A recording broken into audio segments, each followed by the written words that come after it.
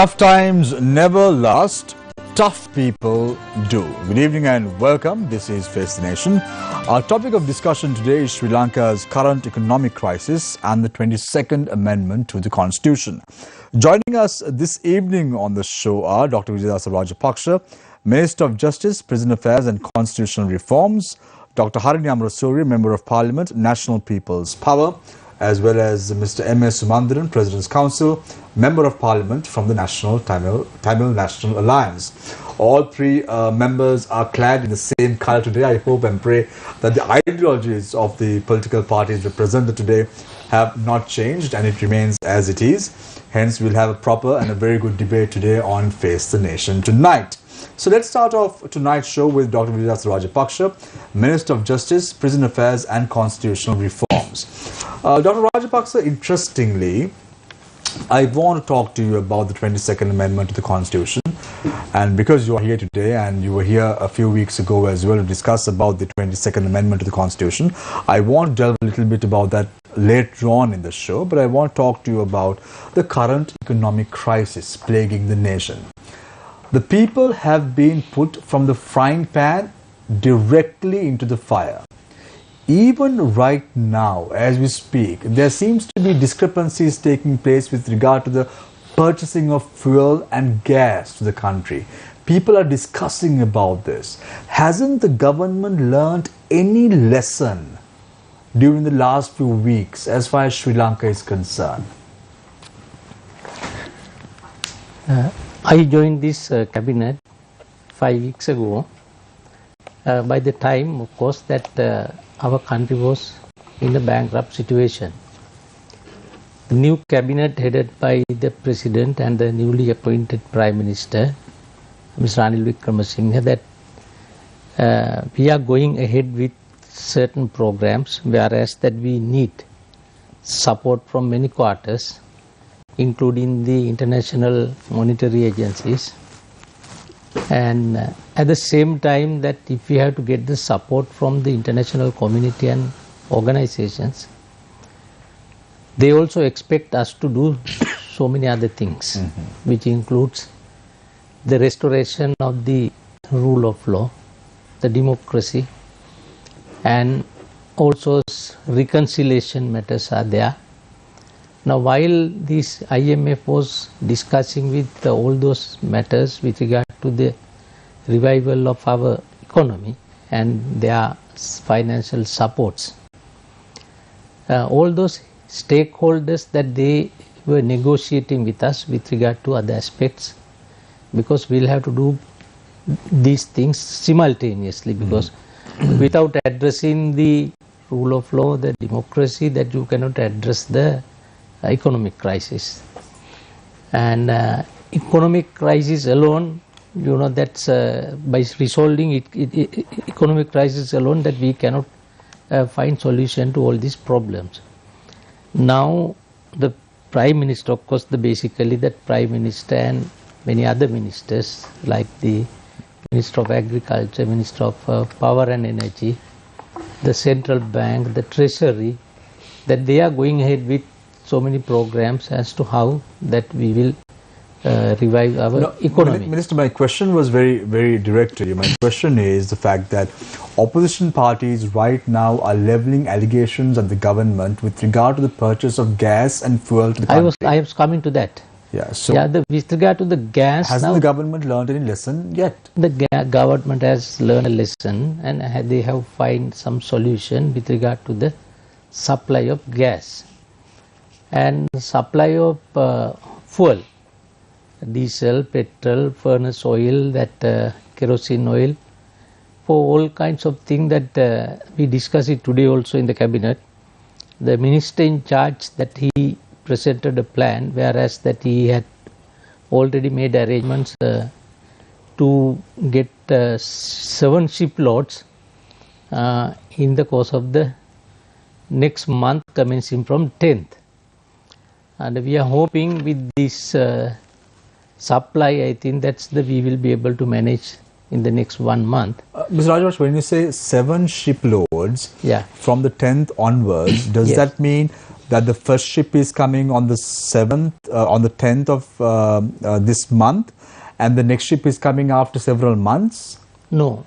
How is that process going to work? No, that is the way, that within a span of 3 weeks.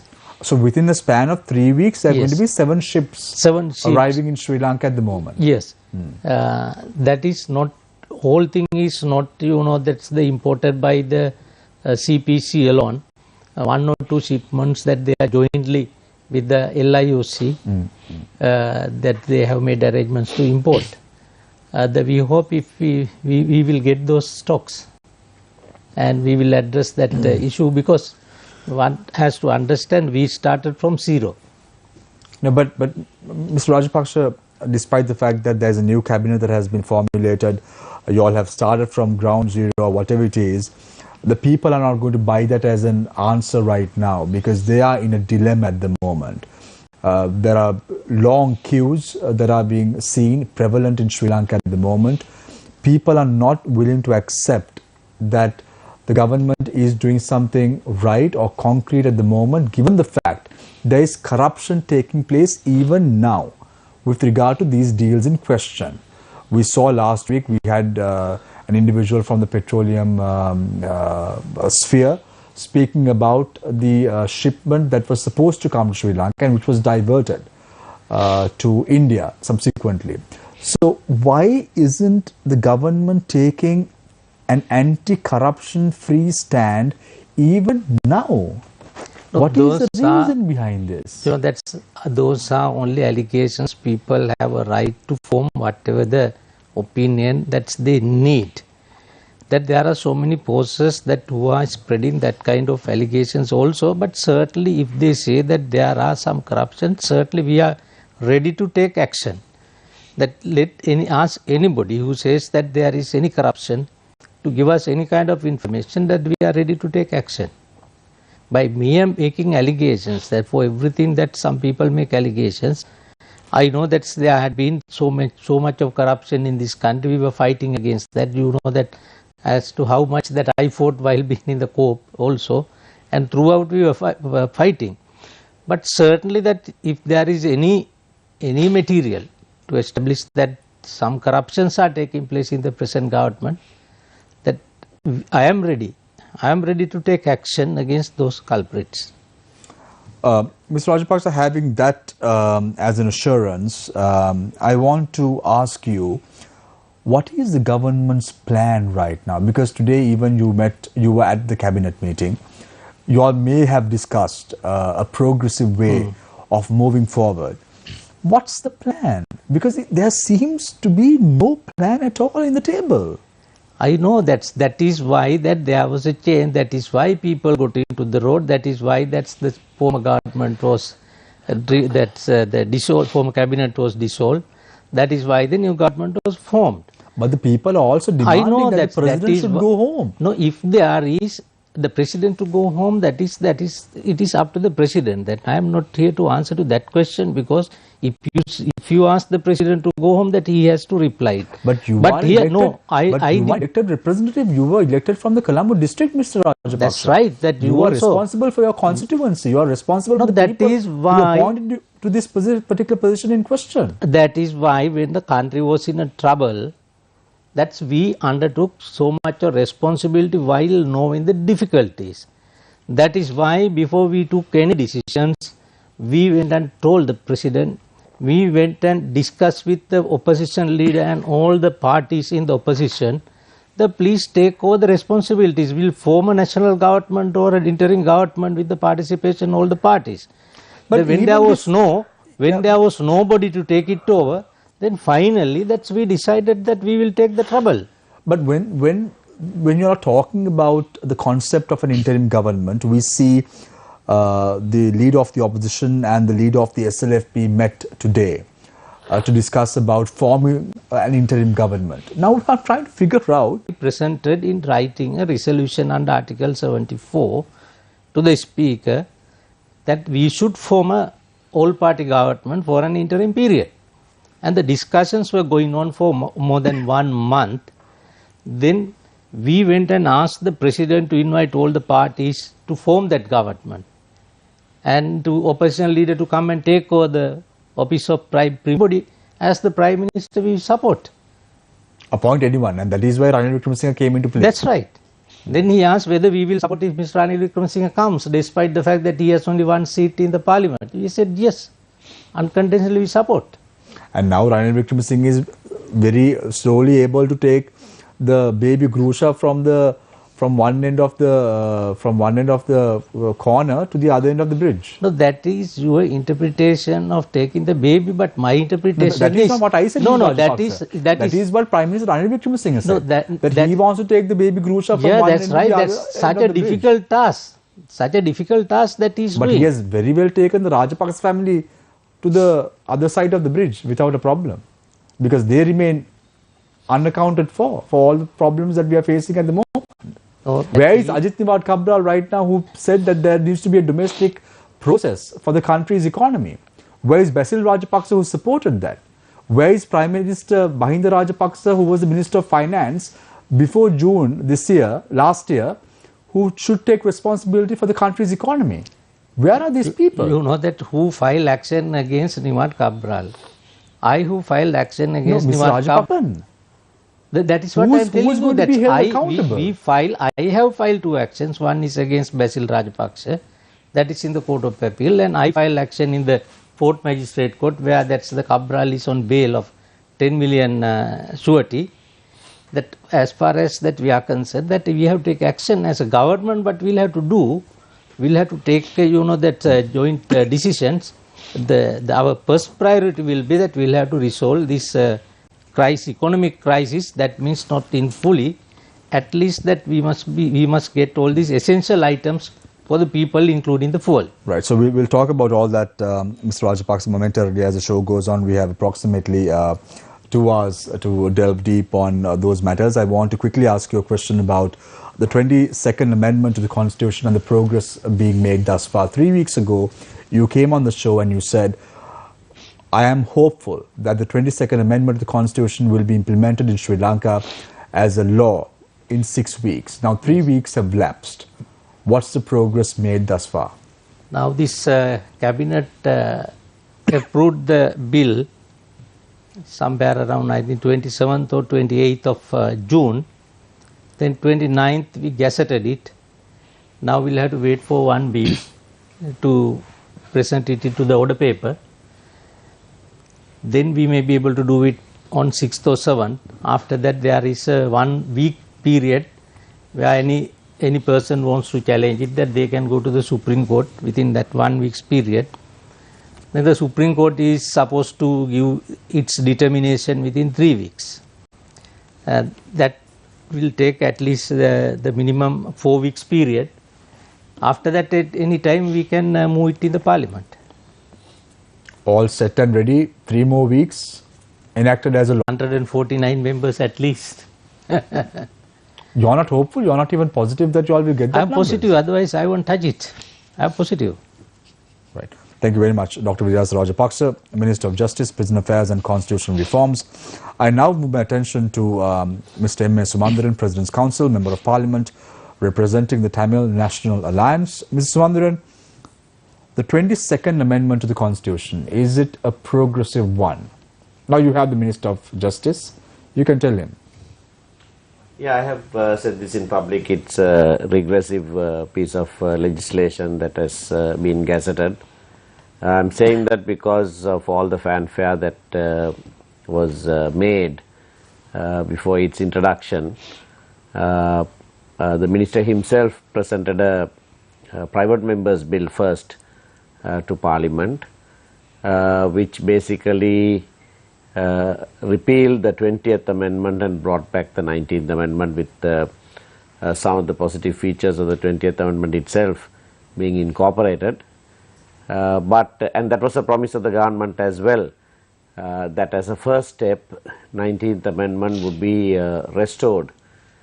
The President said that to the people, the Prime Minister said it to the people, and they said it was a first step, and thereafter they'll take steps with regard to the abolition of executive presidency itself. Now this bill does not revive the 19th Amendment to the Constitution in that way. Yes, it does with regard to Constitutional Council and independent commissions, but in that also there is a variation resulting in a fairly definite majority to the government in the Constitutional Council. With regard to President's executive powers vis-a-vis the Prime Minister and the Parliament, it doesn't achieve what the 19th Amendment did. In fact, even where it seeks to do that, it very specifically exempts a period of time. It says that doesn't come into operation during the tenure of the 9th Parliament. So here is a situation where the people of the country wanted the President to step down. That call is still there, and in that call one could read two things. One is specific personal to Gotabaya Rajapaksa being the President. The other is the powers that he possessed, particularly after the 20th Amendment, but generally the executive powers. So one could see both in that call saying Gota go home. But here we have a situation now, neither does Gota go home. In that sense, he still remains President and he'll remain in that office. And after the 20th Amendment is passed, or rather the 22nd Amendment, when it is passed, it will probably be called the 21st Amendment, he will continue to retain all the powers that he got by the passage of the 20th Amendment. So neither of these concerns that the people have brought out in an unprecedented way will be met by this amendment. So that is why I have publicly called it fraud on the people. It's a fraud on the people because you are saying that you are doing something and you are doing a window dressing. So are you trying to say, Mr. you are not doing that at all. So are you trying to say, Mr. Mandiran, that the government is trying to hoodwink the people yet again with the 22nd Amendment to the Constitution, when implemented will be the 21st Amendment to the Constitution? Yeah, most certainly that is what is being designed and implemented. So if you look at the process, we see the Constitutional Councils coming into play in the 1990, where the Commission of Inquiry into Youth Unrest and Rebellion, the Special Presidential Commission speaks about the Youth Commission report at this time. And we saw the 17th Amendment to the Constitution coming into play after that, and how President Chandrika Bandaranaike Kumaratunga as well as President Mahinda Rajapaksa blatantly violated the provisions of the 17th Amendment to the Constitution in many instances.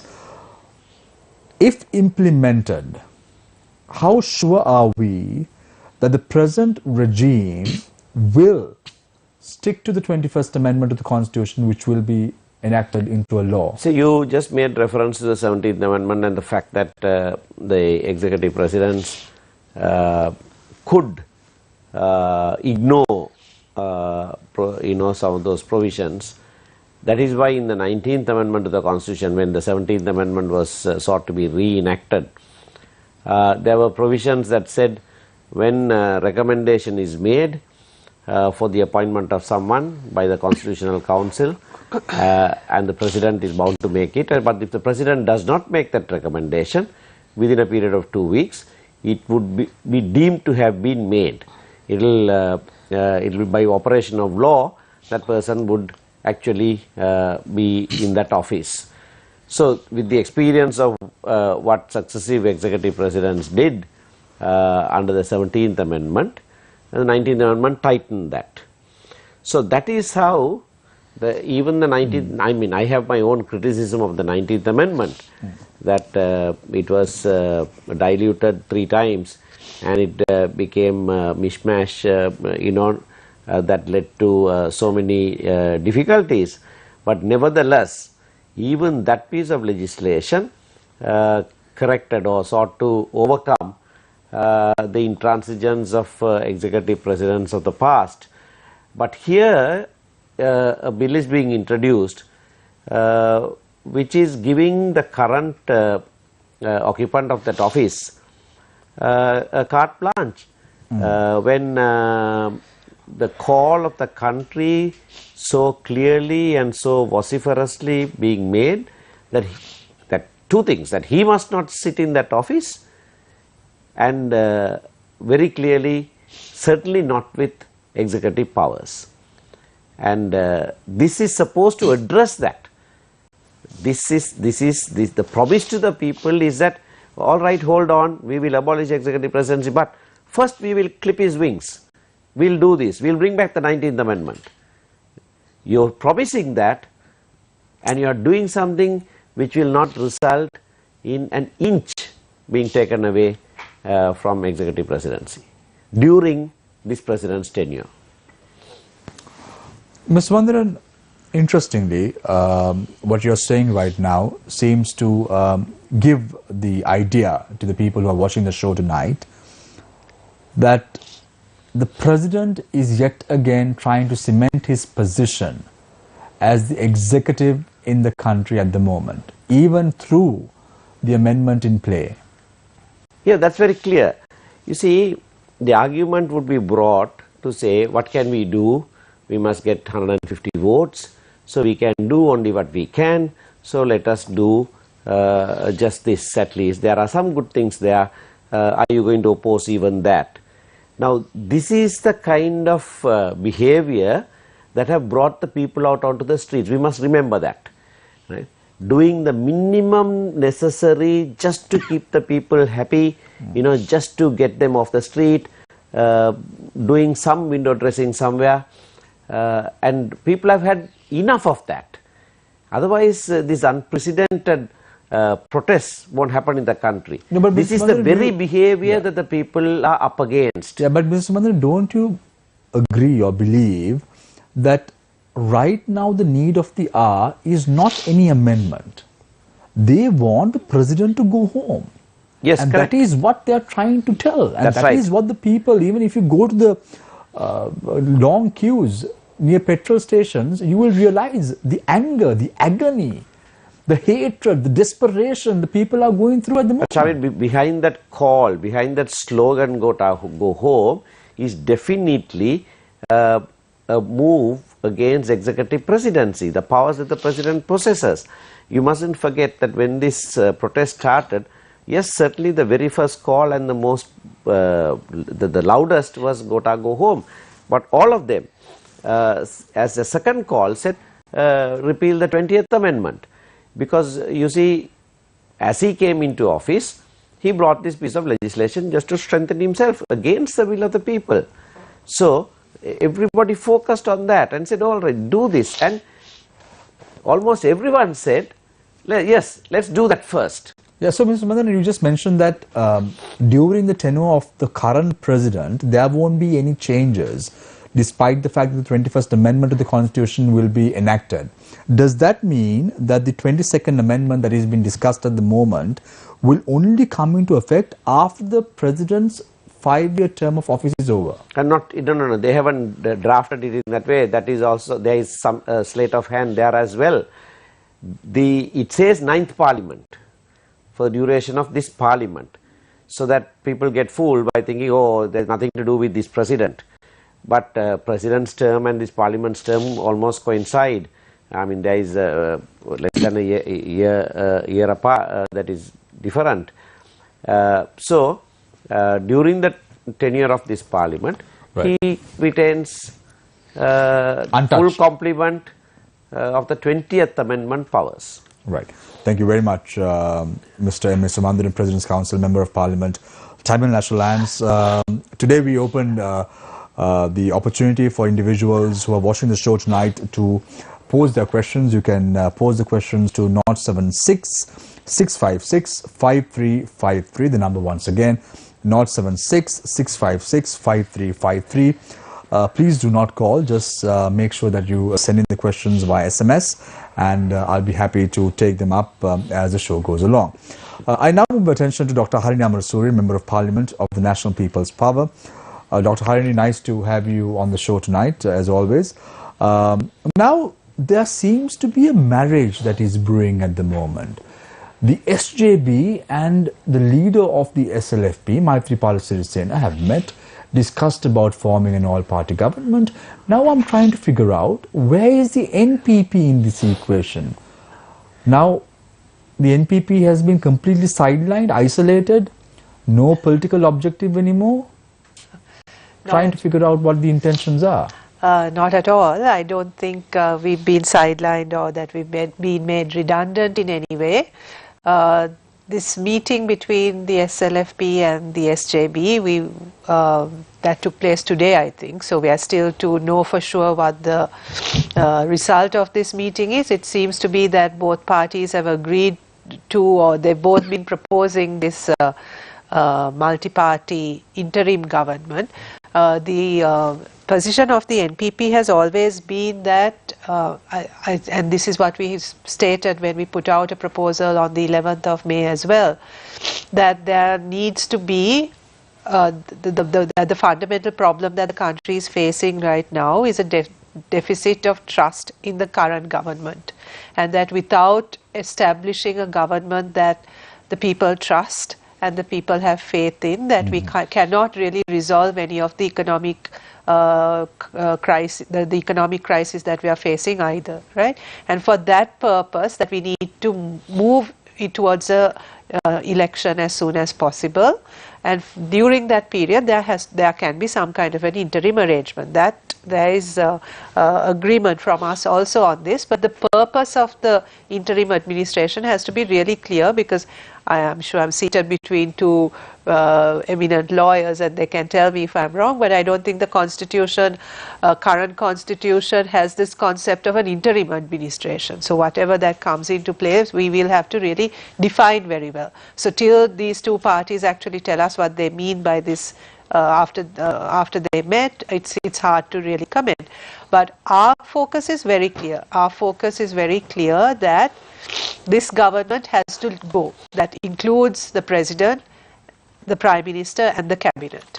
They have proved themselves incapable of addressing the concerns that the people have, of alleviating in any way the concerns that people have at the moment.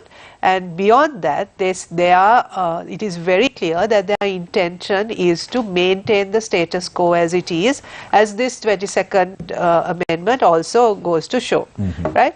So in that case, it's completely out of step with the demands of the people, right? It's completely out of step with the protest movement and the resistance that has been growing against this government.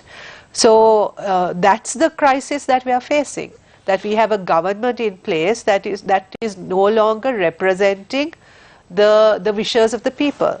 They have violated the mandate that they have been elected for. They are no longer representing the people. So with that, this is the crisis that we are facing, and this is the crisis that is the biggest impediment for addressing the economic crisis and the huge pressures that people are facing in their everyday lives.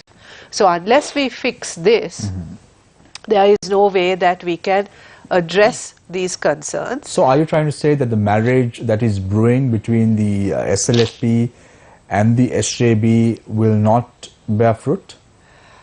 Well, we don't know, because we don't know what this marriage is about. We don't know. Has the NPP been approached?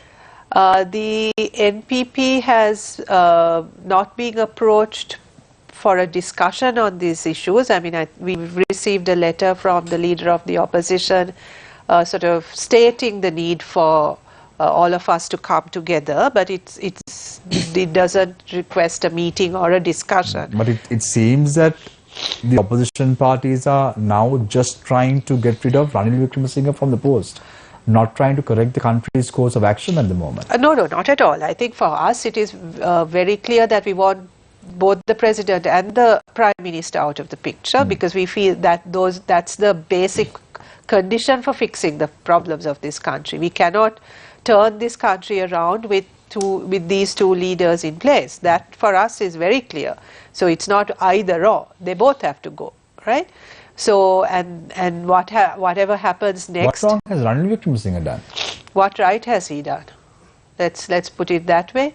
I mean, he stepped into a situation where when the people were demanding a certain exit of the president, there was some consensus among the opposition parties also about that, and then he stepped into the breach and basically rescued the president and the Rajapaksa family from what the people were demanding, right? So he, in a way, his role in this entire episode seems to have been to find a kind of a way for the Rajapaksa family to survive this crisis, right? And that he has achieved, right? So, do you think, Harini, I want to pose as many questions in the opening round, and then when we speak about the other issues that are plaguing the nation, we can discuss about all this and more.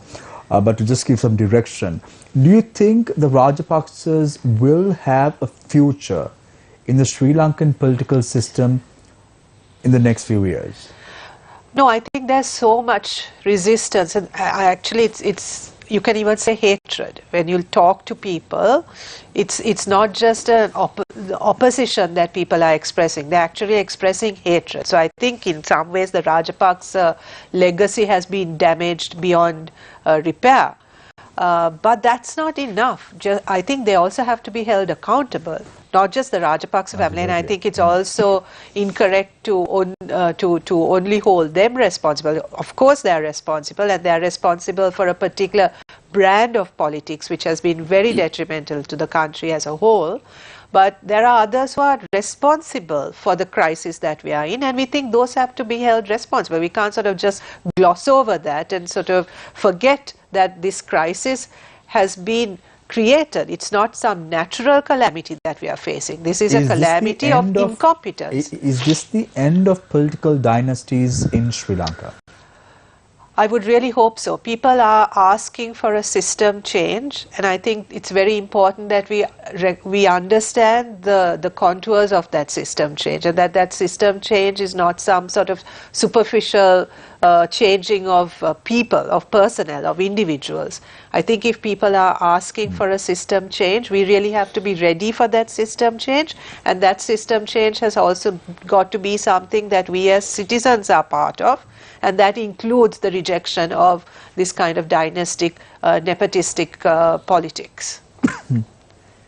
Dr. Harini, one final question before I go and move on to the others and give an opportunity for Disal to pose questions from the panelists. Dr. Harini, let's take a look at Philippines for an example. 36 years after Ferdinand Marcos Jr. became the president of the country, so much of corruption was spoken about him 36 years ago. Do you think there is any opportunity that Sri Lankan people may forget what happened and what we are going through? Because usually, most often than not, what happens in Sri Lanka is few months, few days, few years from now, they forget what happened in the past. Do you think that will happen again in the country and we will face a situation like Philippines in a few years from now? That depends entirely on what's going to follow, right? I think the fact that the Marcos regime was followed by those who came into power thereafter were not able to bring in the kind of reforms that were necessary to make sure that you don't go back to what was, created the path for Marcos Jr. to come back. Right? So I think in some ways, I mean, we can look at the period between 2015 and 2019 in a similar way. 2015, people rejected that form of politics. People rejected the Rajapaksas. But what happened between 2015 and 2019, what the Yahapalana, the good governance government did, paved the way in many ways for a return of the Rajapaksas. So that didn't take 36 years, that took a bare 4 years, right, 4.5 years. So what happens there, that is why just getting rid of the Rajapaksas or getting rid of Gotabaya or Ranil is not the end game. What happens thereafter and the consensus that we build on what happens after is much more important, or as important as simply getting rid of the people in power right now. Right, thank you very much, Dr. Harini Amarasuriya, a Member of Parliament of the National People's Power, a bit under the weather today, and hence, pardon me if I cough here and there during the show. I open the floor for questions from Disal Kabuge tonight, who's only going to be flanked onto my right today. So I open the floor. Yeah, Disal, go ahead. Thank you, Shamir. So I'd like to direct my question to Dr. Vijayadasa Rajapaksa. Now, just for the benefit of our viewers and also for myself, because even I'm not from a legal background, a lot of people would ask the question now, if the 22nd Amendment is being brought, or it's, let's say it passed through Parliament, let's just hope it would. If it did, let's say people would ask, why would this apply to the next Parliament and not this Parliament? Can you explain that in in the technical sense of it? Yes, simply that you may recall, people got onto the road, whereas that they were demanding that the president should go, and they started their struggle. I who suggested to the Parliament that we must go for an interim government with the participation of all the political parties in the Parliament. That is because that we wanted to have a greater mandate for radical changes in the system. Then after negotiating with all the political parties for more than 1 month, that we did not want Mr. Ranil Wickremesinghe to be the Prime Minister, because we believed that its legitimate right is vested in the leader of the opposition. That is why that we insisted, we pleaded for him to form a government. By the time we had 41 at the first instance, then later on 53 members who became independent from the SLPP. Then we proposed that we will support, or we will get together to form a government with the main opposition. When we failed that, we thought that let the president to appoint anybody. But my mandate is not here to ask to send the president home. If I have that mandate, if I may interject, but no, I will come to that. Okay. Because I just wanted to give the background. Right. If I have a mandate to send the president home, that we need not have this kind of discussions, and we need not go through this 22nd Amendment and things like that. We could have done it in a different way. But after that everything happened, when we failed to form a national law, that interim government, then we decided at least whatever it is possible, where we can go for a constitutional amendment without a referendum, that we will do. With that understanding only, that I accepted this portfolio.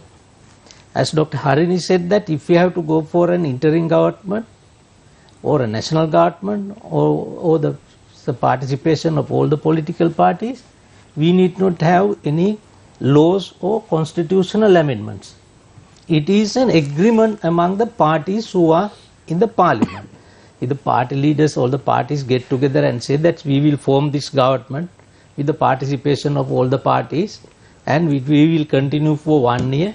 After that 1 year, then the provisions is there in the constitution, we can pass a resolution with a simple majority, then we can go for an election. Now that kind of proposals that we made, then only that when we failed, only that we had to resort to this one. Then the second thing that you may question directly on the issue with regard to certain limitations of the 22nd Amendments. No, but my question is, why is it being postponed to the next part? No, that is what I am telling you. Now, some people say this is 19 minus. Now, in fact, that there are significant features, whereas that we have improved the 19th Amendment. No, that is what Mr. Sumanthiran said. He said, if you look at the 22nd Amendment to the Constitution, we should not say there are few good parts Yes. in the 22nd Amendment to the Constitution and forget the fact that we have missed out on an opportunity to bring back the 19th Amendment to the Constitution. Am I right, Ms. Madhavan? Did I articulate your point correctly? Correct. I will clarify it. Yeah. Very precisely I will do it. Yeah. Now some of the features, more democratic features which did not appear in the 19th Amendment, we have inserted into 22nd.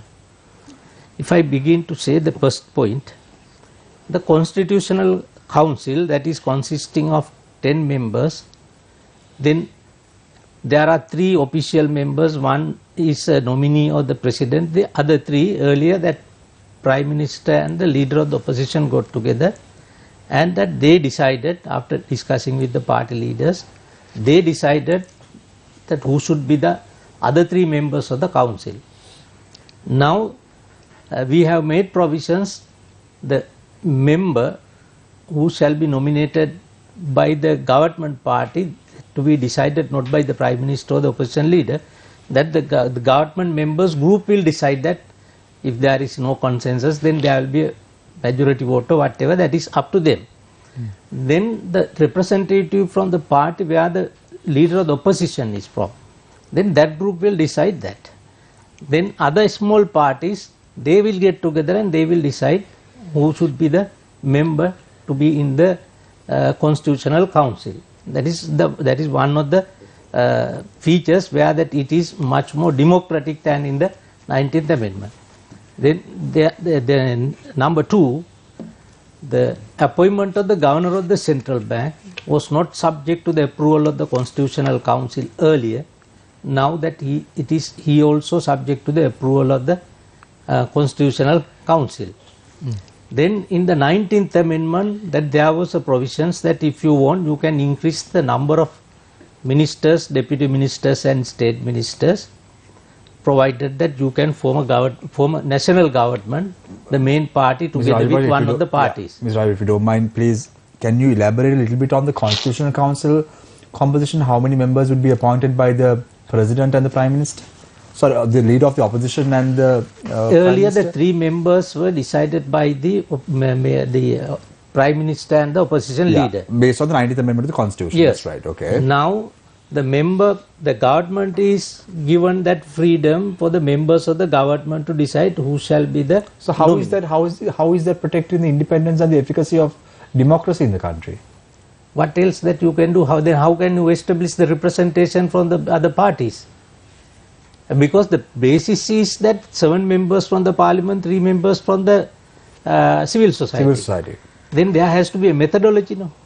Instead of the Prime Minister or the leader of the opposition deciding, that group will be given that chance. Similarly to the main opposition. Then similarly to the other small parties, they will get together and they will decide.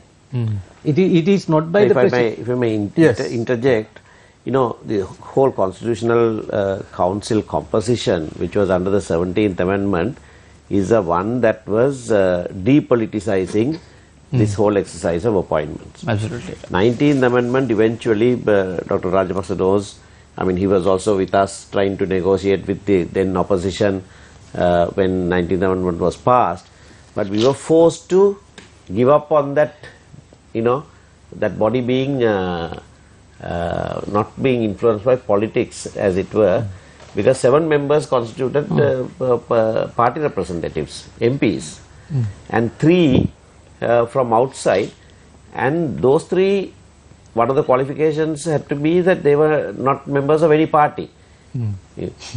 That was useless to say that, because only 3 members are there and other 7 are actually party members and MPs to boot. So that's where it went wrong. Now that is being continued in this. All that Dr. Rajapaksa is saying is the appointment procedure, where earlier it was left to the leader of the opposition and the Prime Minister to discuss and decide on the 5. Now 3 of them, it's been taken out of their hands, and respective groups in Parliament decide that. But the point is, this institution is a political institution. It had become a political institution when in the 19th Amendment, last moment, we had to give in to this pressure, and that is being perpetuated now. But Mr. Mandran, you had a big hand to play on the 19th Amendment of the Constitution. Of course.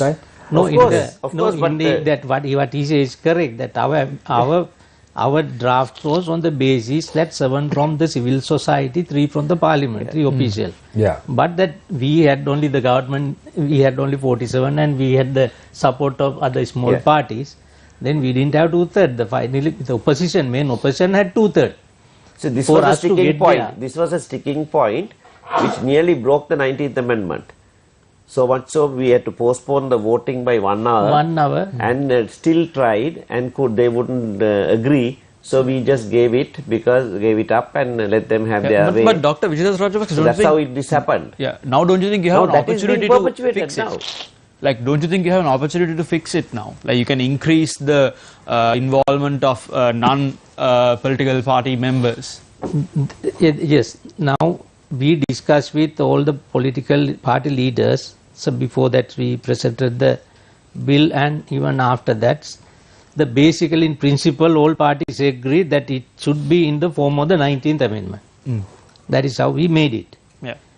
Then the other progressive features that I told you, that's about the appointment of the governor of the central bank. Then the progressive feature is that the power to increase the number of ministers, deputy ministers, state ministers, that part we have removed. But I'm asking about the involvement of people not involved in because I'll have to give both sides, no? Right, okay. Because by giving me answer to your question, the people don't see the other side of it. Okay. I'll have to give both sides. Right, okay. Then under the present bill, then in terms of the constitution, if a minister ceases to function, then the secretary to the ministry also ceases. Now that we have removed that provision also, now the secretaries will continue. And those but are who appoints secretaries? The president. President. He has to appoint the president. So now just clarify this position, Mr. Rajapaksa. Now, let's say President Gotabaya Rajapaksa appoints a secretary in question to a particular post or to a ministry in question. So when a new president comes into play, that secretary remains in that post. No, the tradition is that they resign. They resign, but through there is no restriction that he can continue unless the newly appointed president appoint a new person. In certain ministries that continue now, as he said that the tradition is when a new president is appointed, elected, then he appoints the new set of secretaries. In certain ministries, of course, they are permitted to, they are allowed to continue. And the issue as to why that's there is, that the limitation or the restriction on the 19th Amendment, that is with regard to 3 items. That is with regard to the appointment of the ministers, state ministers and deputy ministers.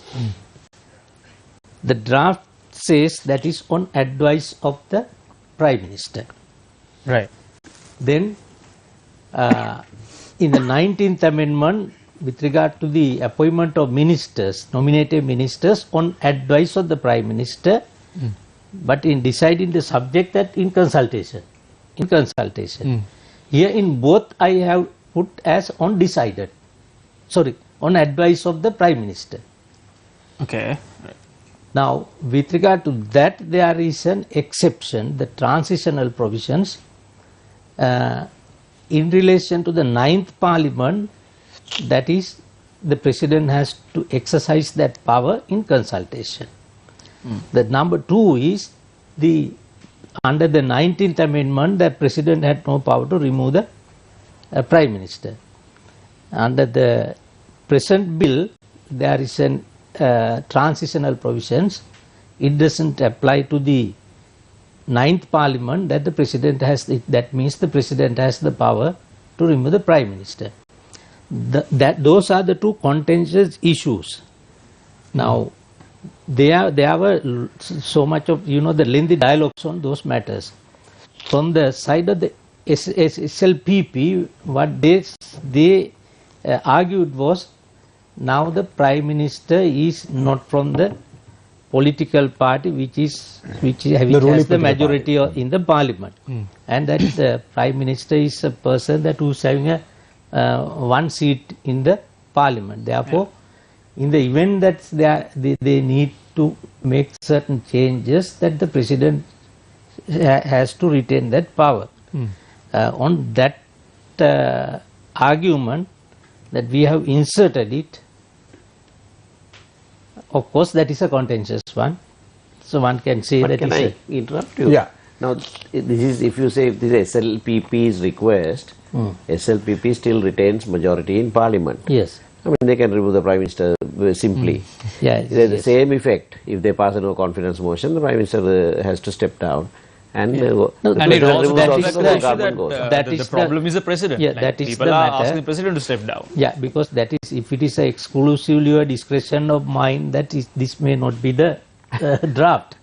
But here that I am working within a limited mandate, whereas that I am trying to get the support of all the parties, and at least I will have to get 150. But and also that yeah. we are going ahead with all our discussions as to see whether we can, do certain changes Mr. Rajapaksa, with the cooperation of all the parties. Yeah, Mr. Rajapaksa, you saying that this is not the draft that you expect to be tabled.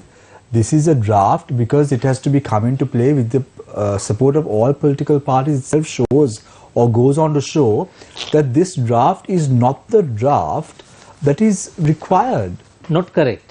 Not the draft really. What I meant No, but was... that's what you said. No, that is what, this is the draft that I did. Yeah. What I said was that this transitional provision, that is these two exceptions that I inserted while having the discussion at the cabinet. And I refer to only those two, maybe that I made a mistake when I expressed that idea. You know what Rajapaksa said is, when he said draft was these crucial issues that we are now focusing on, those were not in his original draft.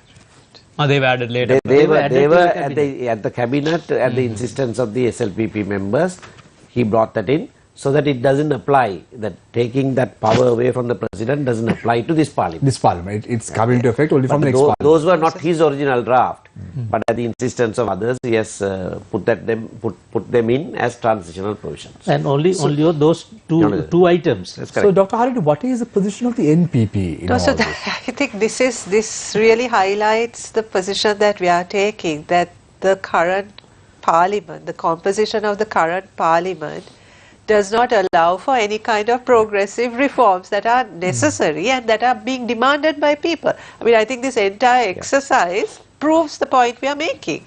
The SLPP is blocking at every stage any kind of progressive reform, right? So what are let's look at the context within which this whole 22nd Amendment came about. There's been a long-standing demand for the removal of the abolishing of the executive presidency. It is in that, and multiple times we have elected presidents who have come in on the promise of abolishing the executive presidency, only to backtrack on it once they get to that position. Right? So it is in that context then that various amendments to the Constitution have been proposed to at least limit the powers of the president. Then during these past 2.5 years, I think it has been made abundantly clear that concentrating the power, all this power in one individual is extremely detrimental for the good of the country, whether it's in terms of governance or whether it's in terms of anything else, or managing a crisis. There used to be this idea that without a strong president you can't really manage the crisis, and the war was always sort of held as an example of what would happen if we had a weak president at that point. Well, we are in a crisis we are currently in a crisis that is much worse than the crisis we faced during 30 years of the war. We are having a president that has more powers than any other president has ever had. We have a parliament where there's a government in place where one party has 2/3 majority. and we are incapable of managing this crisis. Dr. Right? Harani, if I may interject, can I ask your personal opinion and also just to educate our audience? Now, in this scenario, everyone's clearly asking the president to step down. And you admit, and I'm pretty sure Mrs. Sumanthiran also admits that the SLPP is protecting him. So, what kind of, and also when, as Dr. Vijayadasa Rajapaksa said, when the NPP and the SJB were asked to join an interim government, one of the main conditions you kept was that... Let me just clarify that. The NPP was never asked. We were never invited to form a government. I don't know whether the SJB was. We were not. No, I didn't say that we invited to form the government. But I said the main opposition. Right, okay. Yeah, right? But so the we SJB... were never invited to form a government. Okay. That's out of the way. So the SJB and NPP always said the conditions the president must step down if we are to work together. So we have a question for you, Dr. Harini, from one of our viewers. Yes. Shouldn't the main political parties in the opposition, the SJB, the NPP, the SLFP, the TNA, leave aside all their egos, at least for the sake of the country, and join hands to form an all-party government? I don't think it's a question of ego. This is not a question of ego. It's not that we can't cooperate or collaborate with each other. Even if we all got together, we are still outnumbered. That's the simple arithmetic of the current parliament is such that we still won't have the mandate to do what we want. This is why, as the opposition parties, I think we are all agreed on the fact that we want an election that will change the constitution, how the parliament is currently constituted, so that we can bring in these reforms. In this current parliament, we are proving over and over again that the numbers don't work for us. Right. So let's say, Dr. Harini, Gotabaya Rajapaksa hypothetically, some wisdom comes to him and he steps down. What happens after? Well, under the current constitution, this is the thing, right? This is why we are saying it can't be just the president stepping down, because the way this constitution is, we cannot have an election for a president for the next 5 years, am I right? Yes, right? So you can't elect a president until this term is over. But the president can be impeached under the constitution. So for all that to happen, you need a new parliament, which is why we are asking for a general election so that we can change the composition of the parliament through which you can reduce the powers of the president. Dr. Harini, I don't gather. So, are you trying to say under the current parliament, the president cannot be impeached? No, cannot be impeached. Will not be impeached. Why is that? You need two-thirds at the beginning, you need two-thirds at the end. So are you trying to say that all these members who are in politics in parliament at the moment will support Gotabaya Rajapaksa? They have been supporting. They are still supporting. I mean, this whole, the whatever they are pushing, We tested it with the Deputy Speaker election. They're quite clear. They went against what the Prime Minister proposed. Yeah. Let me ask Dr. Rajapaksa. Dr. Rajapaksa, if there is an impeachment that is being moved against President Gotabaya Rajapaksa, would you go against it or would you support it? No, that your question is hypothetical. No, I'm just saying, because now we are talking about the impeachment, and now Mr. Sumanthiran and Dr. Harini are saying that the parliamentarians won't support the president being impeached, because right now when you go to the rural masses or anywhere in the country, people don't want President Rajapaksa anymore. So now you are a parliamentarian who was appointed by the people of Colombo, and you garnered a considerable number of votes as well. So for those people, you tell me, Mr. Rajapaksa, if there was an impeachment against Gotabaya Rajapaksa in parliament, would you support that motion or would you go against that motion? No, this is a hypothetical question that if it is the deciding factor, that's my vote alone. Questions that your motive is somewhat different. You know, if it is a deciding factor that with my people of the country, with my vote the whole thing will be decided, that I could have given a straight answer. Here that you will have to get at least 1/2 of the members to sign the motion. Then, one moment, then thereafter, Speaker has to be satisfied that there are reasonable grounds. Otherwise, that if it is to mandatorily to go through, you will have to have 2/3. Now, Mr. Rajapaksa, we have seen this over and over again, and now yourself take an example. No, that who has initiated the 20th amendment to the Constitution, Mr. Rajapaksa, you were very vociferous against it. you were one of the members who went to the media and said, we don't want the 20th Amendment to the Constitution. Yes, and yes. then, following an assurance made by President Gotabaya Rajapaksa, you went and voted in favor of the 20th Amendment to the Correct. Constitution. Correct. And you are the very person that Yeah. contributed to the 2/3 in Parliament. Yes. Now you are trying to say that your No, vote they is are not the also deciding factor. no. You are not correct in that sense. That because I never expected to have 2/3 because we had only 150. Leaving out the speaker, we had only 149. The finally what happened was at the last moment we came to know that there were 6 or 7 members from smaller parties who are going to support that 20th Amendment. Now that is how that I was compelled to vote. Otherwise that my vote would not have been voted in favor of it. But If Mr. not for Rajapaksa, those. at least one vote in Parliament can make a big difference. That's Now right. look at Ranil Wickremesinghe, not even appointed by the people of Sri Lanka. Through the national list, comes and turns tables, and because of the musical chairs in Parliament, he is appointed as the Prime Minister of the country. No, but 1.5 months from his tenure as the Prime Minister, what has the country fallen with? That is not because of his vote. That is not because of the power of his one vote belongs to him. Shamir, That is a decision. there is another important issue here. Yeah. You see, leave aside the impeachment issue, right? Because an impeachment process has a court inquiry, a Supreme Court inquiring into this. Now that will It's take. a basic trial. It's a trial. President can have his lawyer, and both of us know how you can drag that till the end of the term. So Not practical. So because of that, we brought in a resolution in Parliament to express dissatisfaction on the President's performance, which required just a simple majority. Now, that motion is still pending in Parliament. Right? No legal consequence, no strict legal consequences to it, except the democratic principle that if Parliament says that the President must step down because he is duty bound to, he is responsible to Parliament. Now, that motion is still pending. Another motion to take that up for discussion was defeated. You see, even a motion to discuss another motion which has no strict legal consequences was defeated by these members. So this Parliament is, composed of people. The composition of Parliament today does not reflect the view of the people.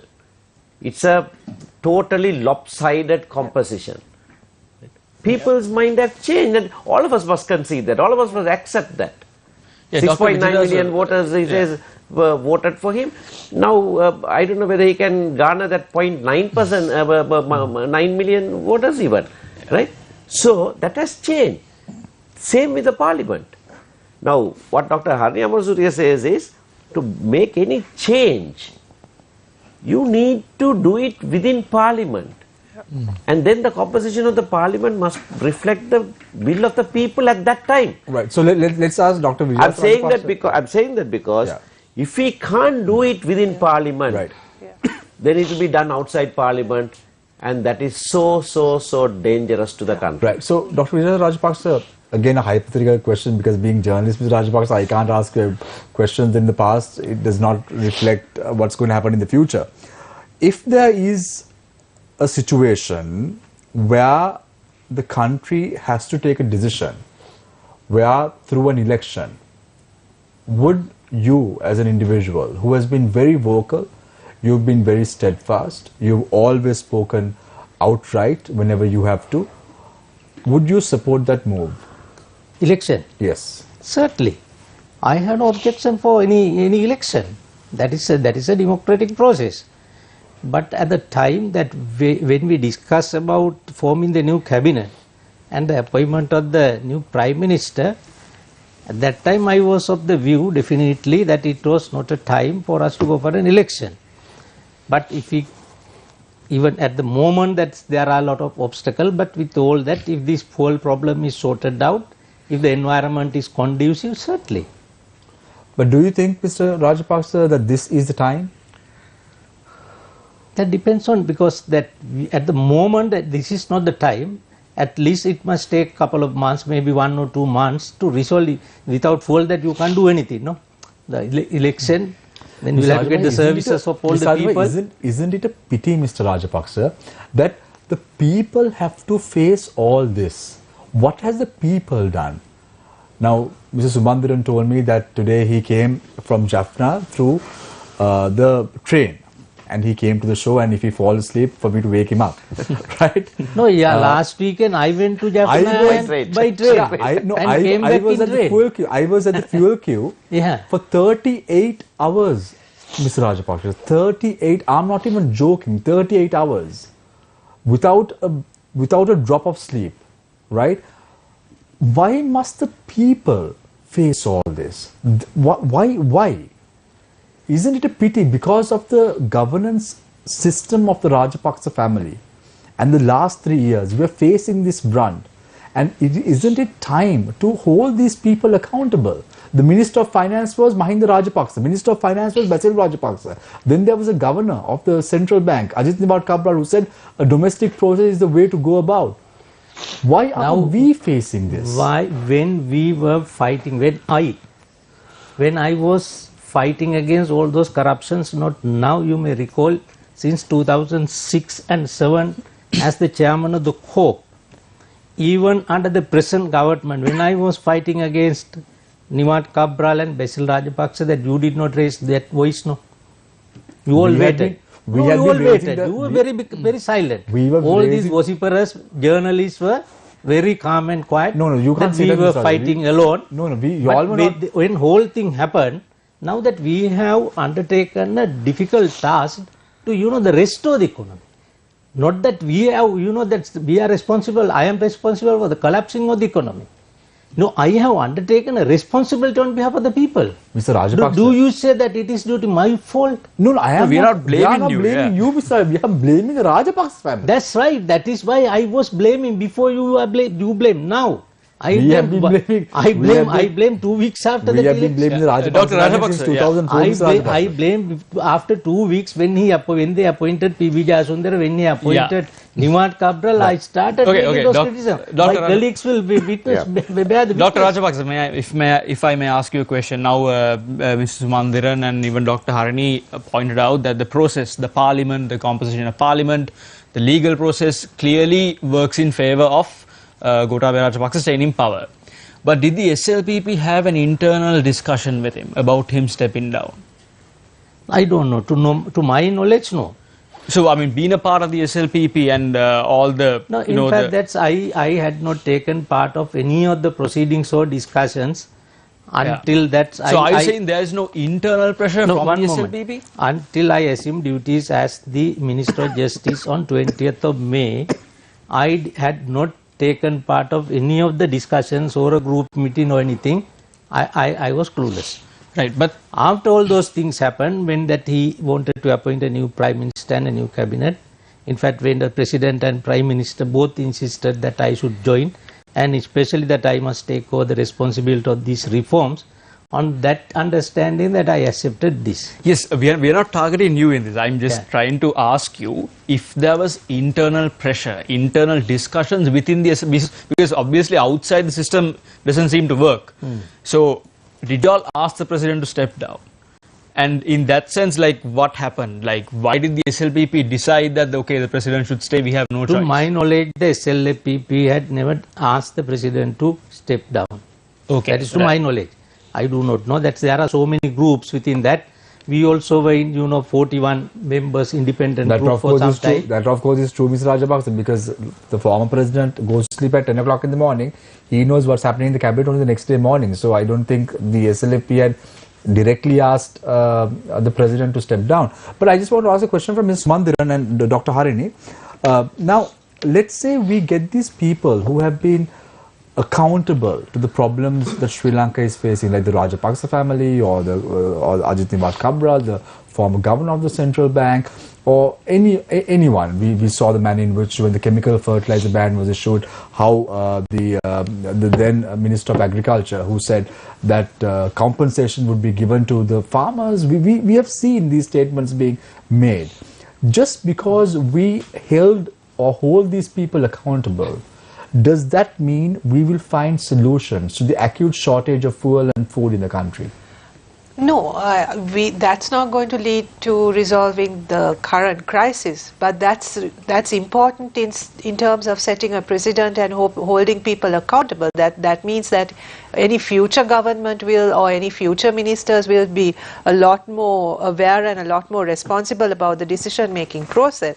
So resolving this economic crisis is one thing, but I think setting in place the procedures and the kind of practices that will hold people accountable is important, not just for this crisis, but for preventing crises in the future. That's why it's important. I mean, the lack of accountability in our system is one of the primary reasons why we are in this mess in the first place. So let's say, Dr. Harini, there is an NPP government in play. Andrew Kumar Dissanayake hypothetically is the Prime Minister of Sri Lanka. How is he going to solve the fuel shortage in the country? But the fuel shortage in the country, obviously we are going to need to bring in dollars to be able to pay for that, right? But that in itself, that can be, that's again something that we have said, that a new government will have the opportunity to set in place certain things that will increase, we feel, the amount of dollars that come into the country. That's one thing. But there's something more important, Shamin, and that's the fact that we have to be able to manage the fuel that comes into the country even. Now, for the last 2-3 weeks, we have not placed any orders. We've not been able to bring in any fuel to the country. Although the government is saying that on the 10th or 15th, the 16th, they've placed certain orders, none of those are certain. None of those have been paid for, none of those are confirmed. No, right? For certain things they have paid. Certain things, yeah, but we apparently paid for the last shipment also, which never turned up. Fortunately, I think the money didn't leave the country, but we were told at that point by the responsible minister that shipment was also paid for, right? Everyone was waiting for this ship to arrive, and then suddenly lost direction and took off to India and not to Sri Lanka, right? So, but the point is that even when the shipments are brought in, then we will have to deal with the fact that we are not going to get immediately all the fuel that we need for the country. So then how do you manage this, right? Now you know that a couple of weeks ago some token system was introduced and people rushed around, stood in line to get the token. Today I saw the minister saying, what token? That token was for 1 day or for 2 days, and that token no longer applies. So there's also a problem of how we are managing this crisis, no? Right? So just as much as it's important to find the dollars to bring in fuel, and that in itself is a procedure. You can't sort of just randomly throw money at people and expect the fuel to come. There has to be a tender procedure. There needs to be how we deal with this with the companies that are supposed to bring in. I mean, there has to be a process for all of that, but whatever comes in has to be also distributed fairly. There needs to be systems in place to make sure that the distribution happens with the least possible inconvenience to the public. That's not happening either. So, Mr. Mandran, I recollect a few months ago when there was an all-party meeting, yourself and Mrs. Sambandhan, the leader of the TNA, went and met the members of the government, including President Gotabaya Rajapaksa.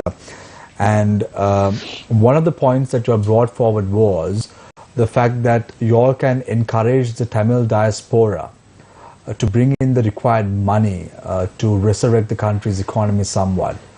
Have you all been discussing with the Tamil diaspora to bring in at least a few $1,000s, a few $1 million? No, we have not been doing that. Economy? See, there are a few things that need to be fixed before that. The issue of accountability is not only so that a future government is careful, it's also to do with the current lot. You see, unless you remove them from office, you can't deal with the crisis. You never, in any institution, if somebody has been stealing or somebody has been mismanaging, you don't keep the person in that post and then rectify the situation. It never happens. One of the basic principles is to move them out and then deal with the situation, right? So that also goes to this. Secondly, the issue about dollars or borrowings has a lot to do with the confidence others have in the country. Banking is basically a relationship of trust. Right? That is why when the credit ratings go down, the financial institutions don't lend to you anymore. Right?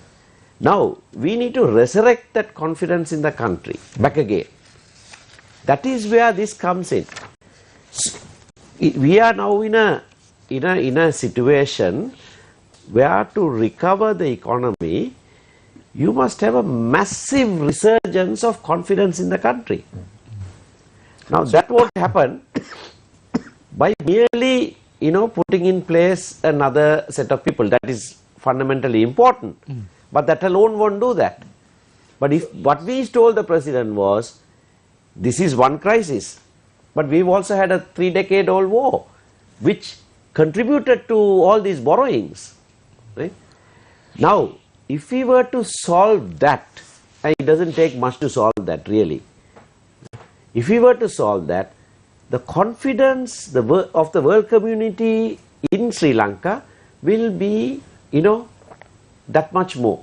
So there is a general that is one. Yeah. And if that is solved, then the Tamil diaspora will also have the confidence to bring their dollars in. So not otherwise. So we said you can't name any individual per se who will bring in investments. No, we know. At that meeting itself, Mr. Siddharthan was present and he gave 3 instances. He gave 3 real instances without even the national question being solved. Investors who came wanted to go to their own village and invest. The BOI said, why are you going to the north? If you invest in the south, we will give you permission. He gave real instances. So he said they just went away. It's natural for people who left this country, when they come back and want to contribute something, to want to go to their own place. They have the school where they studied, the village where they grew up in. That's natural, right? So, but to tell them, why are you going there, go here, they won't come. So he pointed out 3 instances like that at the all-party conference with the president. Now, if this is resolved, there will be an avalanche of investments that come in, and that will be the way that the country can move forward. Because currently what we are doing is, we are waiting for a ship, looking, it's not coming, then we are looking this way, nothing is coming, then we are putting together some money, buying for the next ship. But how long are we going to do this? This is just firefighting now to keep the country alive, literally, to feed the people and keep them alive. How long can you do that? You need a massive upsurge. You need to move forward. So we have said, and we have responsibly said that will happen, because we know people will just come in with their dollars. And you need that. Do you see the TNA being in a leadership position in the Sri Lankan political hierarchy in the near future? Well, that is to be discussed. I have openly said that our policy has been not to participate in the executive until the Tamil national question is resolved. That has been our policy. We have only one exception in 1965 to 68, when M. Tiruchelvam QC was Minister of Local Government. But he too was not an elected member. We brought him through the Senate and did that, and that was a failed experiment because he resigned in 3 years. Other than that, we have never held executive office. I have said that we are willing to reconsider that position given this unprecedented calamity that has befallen this country, right, economically. We are willing to reconsider it. Now, Mr. Mandhiran, let's look at your political party for an example. Now we're talking about young, energetic people coming to the forefront. There needs to be moves to resurrect the country's economy. But even the leader of your party is very old and feeble. Yes, that is true. So, But how can we think of a future with a political party of yours, like well, yours? one person in touching 90 does One not. person touching 90, the leader of that political party being the person who's touching 90 for certain is reasons, a big problem. No, for certain reasons, we have decided that his contribution is necessary, and so long as he is able to make that contribution, he will remain, because this problem is 75 years old, and he is the one who has most amount of experience in this. No, but we are talking that has about to be letting solved. go. We are talking about letting go. No, so we have brought in a 30-year-old. He was 29 when he was elected. He's taken the country by storm. So we have not just stuck to 80s and 90s. We have brought very young people, and he's popular right through the country. So we are making those changes. We are not merely we are not ageist. Merely because of age, we don't throw somebody into the dustbin, because that person has far, greater leadership. Leadership. Yeah, he holds it together, and he has something to contribute still. You must remember that the people elected him. At the last, he was 88. People elected him. He came first in Trincomalee district. Shall I add my opinion about this thing? In fact, that's I wanted to tell you at the beginning. Yeah, Mr. Rajapaksa. One of the ideas as to why that I brought this interim government proposal, we are divided too much. The politically we can understand, on democratic basis we are divided.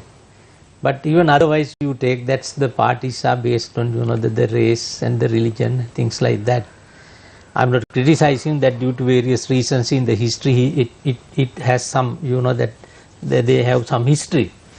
But my view is that we must have a new beginning. We must have some policy based political system, that system also has to be changed. Not only about the other policies. I think that unless that we get together, because I am very much involved in all this process, that so many officers come within the purview of my ministry. That is why I was in Jaffna, the northern province, last three days in the last weekend also, that Office of Missing Person or Office of Reparation, that Unity and Reconciliation. For all those things, that the biggest obstacle is that even not only the police basis, so yes, divided even in politics, and there has to be some unity. That is why, in fact, that I am inviting that I am working within a very limited scope and mandate, but I suggested to the cabinet when I presented this 22nd bill amendment, that we need to appoint a select committee to go for a new constitution. Right. Yes, about that, I also wanted to know whether there will be any obstacle in the event that we are going to do away with the executive presidency and to go for a Westminster system or anything, and that there was a clear indication if the parliament decides otherwise, that they have no problem. In fact, that Mr. President himself gave me a copy of that the draft of Mr. Ramesh De Silva, President's Council, who was the chairman of that experts panel. That my hope, my endeavor is somehow to get all the political parties and to get agree on some workable system to do away with these corruptions, and also that I have already forwarded the papers, the new bill, anti-corruption bill, which we have signed in 2004 with the United Nations. Right. In the 19th amendment also, that we had the provisions were made that we will give effect to that law. In fact, that we started the drafting, we completed in 2018. After I left, that I was sacked from the ministry at that time. The bill is still there. Now I have taken it to the cabinet. I want that law also to be passed. Now, Mr. Rajapaksa, we know the last few months have been very difficult for Sri Lanka. I know. It all collapsed beginning April this year. Subsequently, we saw a statement being issued by President Gotabaya Rajapaksa through national television that he admits that there were mistakes that has happened in the past during his during his administration. In a situation like that, Mr. Rajapaksa, is it fair for the president to still hold office even after admitting that there have been grave issues in the past in the country? That is ethical? That he has to decide, because we know that the people are in the struggle for so many weeks. It is up to him that what can we do. As Parliament we can do something. You see, why did the Prime Minister have to resign? Why did 40 odd members from SLPP, including Dr. Rajapaksa, suddenly become independent and then come and sit in the opposition the next day? Why did all that happen? Because they disapproved. They disapproved of the direction in which the government was going, right? And they recognized that there was something in the struggle of the people. So that must be taken to its logical conclusion, that those changes must happen now. When you have that critical mass, when you have that momentum in the country that calls for change, and we all say yes, that change must take place. But if we don't do it now, when the time is right, when will we ever do it? If we do just these window dressing, just these eye washers of the 22nd Amendment, then we will never be able to do it. So that is why I say, even to make these changes, Parliament composition must change. I mean, it's incomprehensible that you can do any change with this Parliament. But Mr. Manda, is it even right for the President to say that he won't step down as a failed president? He doesn't want to go home as when a he failed says, president. if I step down now, I'll step down as failed president, he concedes that he has failed. Right? His statement should be, I have failed, so I step down. When he says, I made the wrong decision on the fertilizer, I made the wrong decision, delayed going to IMF, the third sentence should have been, therefore I resign. Where in the world do you get somebody who says, I failed, but I won't go as failed? I mean, where in the world do you find that kind of statement? There's only, the ego. Only here. Yeah, you referred to the fact that whether the opposition parties can't get together because of ego. There's an ego problem, because he's holding an entire country. The ego is there, ego is on the other side. Ego is on the other side. That he's holding an ego, entire country to ransom. That's arrogance. It's arrogance, but it's also because he's holding an entire country to ransom to prove a point, to prove himself. Yeah. You can't let that can't be allowed. Dr. Harini, if I may ask if you don't mind, I just want to ask Dr. Vijay Rajapaksha's thoughts as well. Dr. Rajapaksa, I'm coming back to you on this because you are now in cabinet with the president, and you are a member of that cabinet that has been formed at the moment.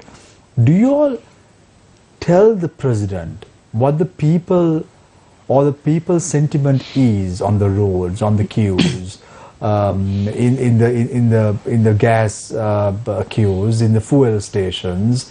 Do you all tell the president the sentiments of the people? Because now he's trapped in a somewhat of a bunker. Why not? Even today we were discussing, we were talking and about what is that. His response? What is his response like? Then that is how that he gets his ministers who are in charge of, that is not my subject, the minister in charge of that power and energy, and the finance ministry, that's they have got together, and they have made a roadmap, and most probably Prime Minister might disclose all the facts tomorrow in the Parliament. No, but what is his response like? Because that is the response. That is to find solution for it. That is to find solution for these problems, and that is why I said that the Prime Minister has prepared a roadmap that he might disclose that in the Parliament tomorrow. So, Dr. Rajapaksa, the ones who cause the problem can't be given the responsibility to find solutions, no? The ones who cause the problems must be removed, and others must take over and find the solutions. I have undertaken a mission that as a minister of this cabinet, that is to make these reforms. That if there is that objection, and I can say that I can forget about it and I can resign. No. But it won't resolve the problem. That however is my difficult it is, I understand what you are saying. However difficult it is, in this parliament, how are you going to make any reform? You yourself say, I have to find 150 votes. You think, these are hardened politicians, right? No, they will do this, that, they'll go hide when the houses are being burned, then they come back and they will not let you do it. No, when we brought the 19th Amendment, that was a very much difficult situation than today. No, true, but there was, even then, I remember the day we were discussing it in Parliament, Sobhita Thera marched to Parliament. Right? I spoke in Parliament, I left Parliament, went and I walked with him, and then came and had the discussion with the party leaders. That's right. So there was pressure from outside. I remember President Maithripala Sirisena telling us, pass something, people are expecting. So, but we fell for that. Passing something won't do anymore. That won't do anymore. You have to do substantial change. So otherwise, we have decided we won't do these eyewashers. We won't go. It's too late for the country to do that kind of thing. We can't do that anymore. I think for the last 74 years, we've done this sort of eyewash business, compromise, do what is possible, right, without actually doing what is necessary. And I think we are paying for it. And I think people are sick of it. People are sick of it. And it's time for decisive action. And we have to take tough decisions and do that and go. That's what people want. Shamin, you asked about, I think it's unfair to keep asking Minister Rajapaksa what the President's reactions are, because I think what is evident to all of us is that this President does not have that ability to respond. He does not have empathy. He does not understand the will of the people. He can't read the people. He can't read people. It doesn't matter to him. Right? It doesn't matter to him. He's demonstrated that over and over again, and I think unfortunately we also have a Prime Minister who has proven over and over again that he is insensitive to the will of the people. He ran his own party in a way that completely disregarded the will of the party members, and he has done that with the country as well. So we have two people who are completely impervious to the will of the people. Before you came into being a politician and being a nationalist MP, you were a well-recognized, well-renowned academic. In your opinion, tell me an unbiased answer here. In your opinion, who is the leader or the Prime Minister, the President, who can lead this nation at this moment of time? Do you see anyone? Yes, I do. I do think there are leaders who can lead this country, but I think that's also a decision that the people of this country have to make. I obviously am with the party that I think can lead the country. Right? I wouldn't be with them if I thought that the leadership that I am with is incapable of running the country. I am with them for that reason. But we are not the only ones. You asked earlier why whether the TNA is not taking is unable to take executive. I mean, that's a policy decision that was made. But as Mr. Sumantiran also said, this is a time maybe where we re-examine all of those things. It shouldn't restrict anyone to take up a post of executive. You shouldn't restrict anyone. We need the best minds available in this country to run the country. But it's not just the best minds. We need people with integrity, and we need people who will be able to win the trust of the people. That is why this fresh mandate and a new mandate is so essential, because people who cause the problem cannot be expected to solve the problem, and the people of this country will not accept that. Yeah. So, Mr. Rajapaksa, you said that tomorrow or during the week in Parliament, the Prime Minister may unveil his roadmap with regard to the country's economy. Am I right, Mr. Rajapaksa? With regard to the future plans as to how that he can resurrect the economy. So the Prime Minister doesn't talk to the Cabinet of Ministers before doing that? He discussed. He discussed. What were the salient features of that? That he will come out with that tomorrow. Mr. Rajapaksa, you can say it today in the media. No, but we discuss all things in the cabinet that we can't come out and say no in the openly. When it is entrusted to the Prime Minister that he will perform that duty. No, he would have told the cabinet, I will say that in Parliament tomorrow. No, he discussed, but it is not correct for me to discuss everything in the media. No, knowing how this Prime Minister functions, I can imagine what he would have told the cabinet. Is that what happened, Mr. Rajapaksa? Because Sumantira was working too much with him for so many years than me. No, but people are waiting, Mr. Rajapaksa, as to what the government's next course of action is. Honestly, Mr. Rajapaksa, I don't think the people are worried about the government anymore. They are worried about how much are they going to buy the vegetables at tomorrow in the market. Whether there will be vegetables. Whether there will be vegetables. Do you know, Mr. Rajapaksa, you know how much is 250 grams of sprats in the local market? Mr. Rajapaksa, do you know? I know. 800 rupees. Do you know how much is the price of kilo of fish in the market? I also pay 3,150 rupees. You know, this fish and other food, vegetables and so on, the unavailability of kerosene is causing a huge dent in that availability. Fisheries community especially. Not only fisheries, even agriculture. Yeah. Crops are dying because farmers are unable to pump water. It's getting scorched. I was in Jaffna, everywhere they said, you know, you're talking about food security. Already by this wrong fertilizer policy, it's half or less yield. And even what is yielding, it's now dying. Right? Country is not going to have food. But nothing about kerosene. Kerosene is not available. You haven't put up the price of kerosene, true. But then the kerosene is not available. You see?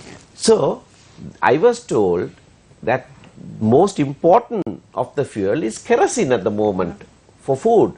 Next is diesel perhaps because you have to distribute it. Let petrol be for a while. Right? But kerosene and diesel are absolutely essential. No, Mr. Mandar, where are these Vimal Veeravansas, Udayagam Mampilas, Vasudeva Nanayakaras? Now, they're all there. They're all independent. Independent? Yeah. Quote unquote independent. Whatever that means. But that was probably one of the best plays that this country has ever seen. Don't you think so, Dr. Harini? Well, yes, certainly, because if the voting record of the so-called independents is anything to go by, they have not shown any sense of any semblance of independence. I think it was Mr. Sumantiran who said in a parliament speech that the word independence has been redefined by the so-called independents. You know about this parliament not having the mandate of the people now. You see, I said that in the same speech. Parliament is already dissolved. You see, it is dissolved. We don't have a proper parliament. We don't have government and opposition. Yeah. I think we should put many chairs in the middle in the aisle. Then where is Mr. Rajapaksa standing? In the aisle. So, Mr. Rajapaksa in the aisle?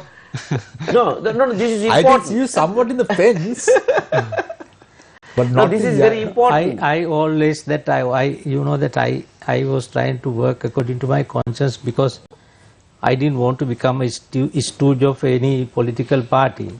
Therefore, I had my own struggles with all the political parties. No, that is appreciated. But what I'm saying is, as an institution, the parliament no longer has a government and an opposition.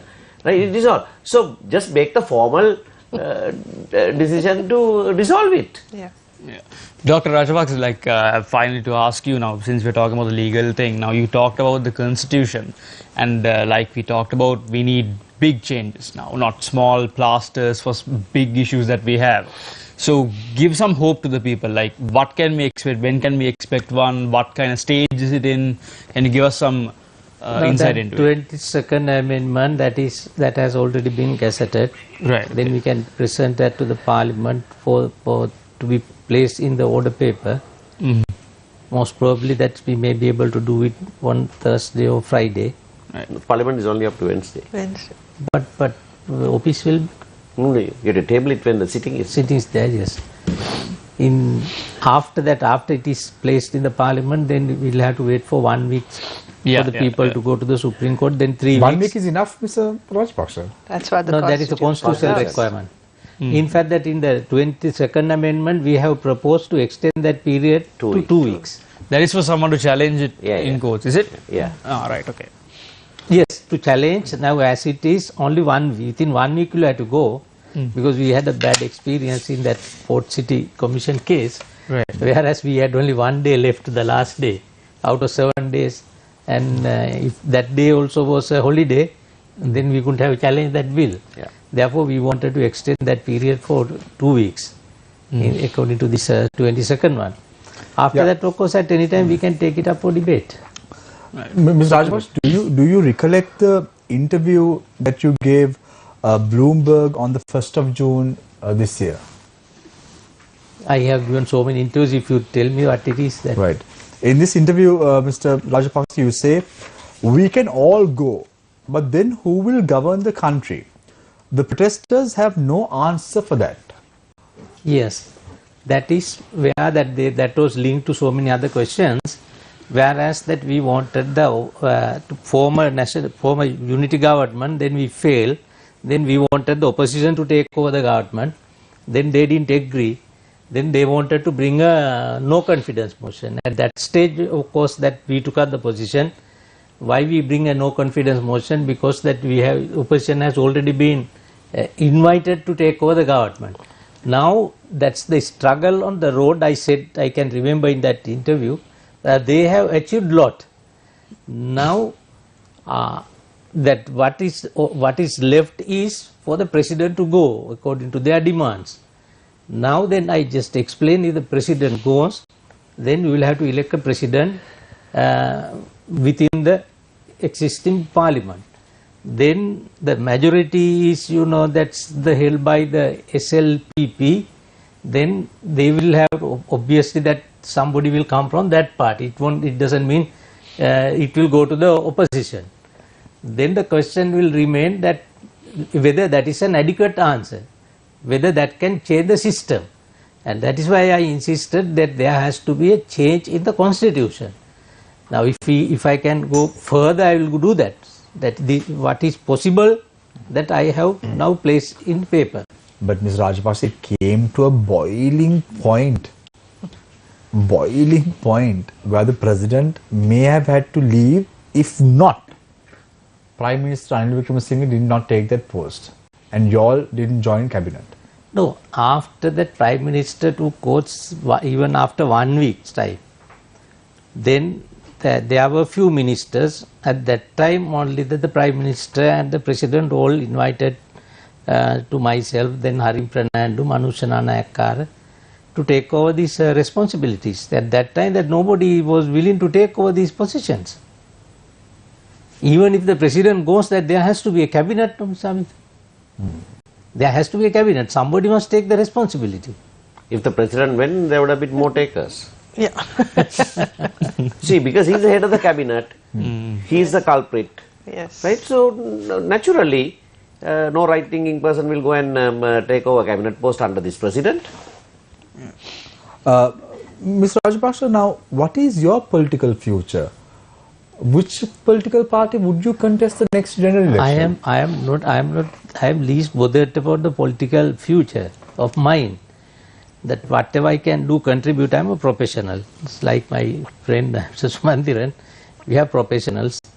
In the meantime, that we have been invited from time to time by political leaders to take over various challenges and the responsibilities. Even in 2004, I didn't want to become a politician. Then President Mrs. Chandrika Bandaranaike invited me to take over cabinet portfolio and the membership of the parliament, but I refused to take over cabinet portfolio. Then I took only the membership of the parliament. Likewise, after the COPE report, that I was completely away from the politics. I had a big struggle. That that they were shooting at my house. Then I didn't want to continue in politics. Then in 2010 election, just before the election, Mr. Ranil Wickremesinghe invited and insisted, you come. Then I didn't want to, that's come from the national list. I said, in that way I will contest. If people need only, I will stay in politics. Then I contested. Likewise, after the Hambantota port issue, that I was sacked from the cabinet. Then I thought that's my career, political career is over. I was quite happy. But we told that again into 2019, when this presidential election came, that they came and insisted, no, that you can serve the country, that you can take a lot of responsibilities and please come. Then again, but still I refused to come through the national list, which they said that they will reserve the first slot. I said no, I will remain only if the people needs. Although the party is different, still I continued from the Colombo district, then people elected me.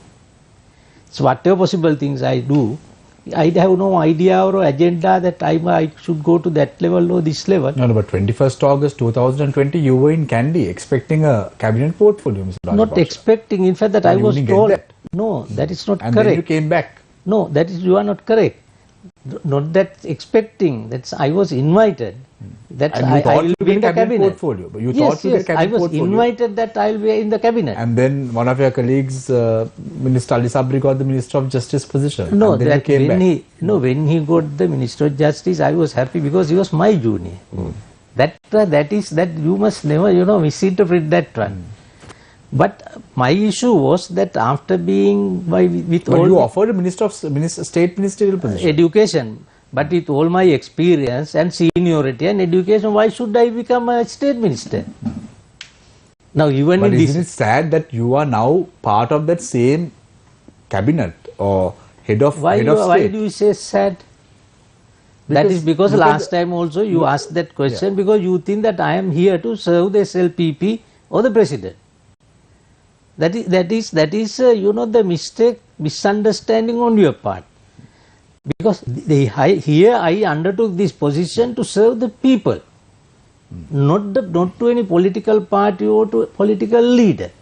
Now when the president and the prime minister both under all this, that's the most difficult time in the country, when they invited that they want to go for radical changes, reforms of the law, and they insisted I must take, then I thought that I can do something for the country. Otherwise, that if they want to, if they want this ministerial portfolio at any time, that I am ready to give. Right. So we have a question for Dr. Harini. Dr. Harini, President is stubbornly refusing to leave at the moment. The NPP says it would not join the multi-party government if his departure doesn't happen. So does that mean the NPP won't join to address the present economic crisis facing the country? Well, the point is that the present economic crisis cannot be fixed under this president, right? So the president has to leave for things to happen. So it's not unlinked from addressing the economic crisis. Like Mr. Sumantiran was also saying, there's a huge problem of trust and confidence in this government, and that is absolutely essential for any kind of economic recovery. You would have seen that the negotiations with the IMF also have not materialized as fast as we expected. There's a recent a member of the Senate in the US who has also made a statement saying that telling the IMF that any negotiations with Sri Lanka must also include certain conditions about the establishing the independence of the central bank, about the rule of law, all of these things, about dealing with corruption. So there's clearly, even internationally, there is a problem with the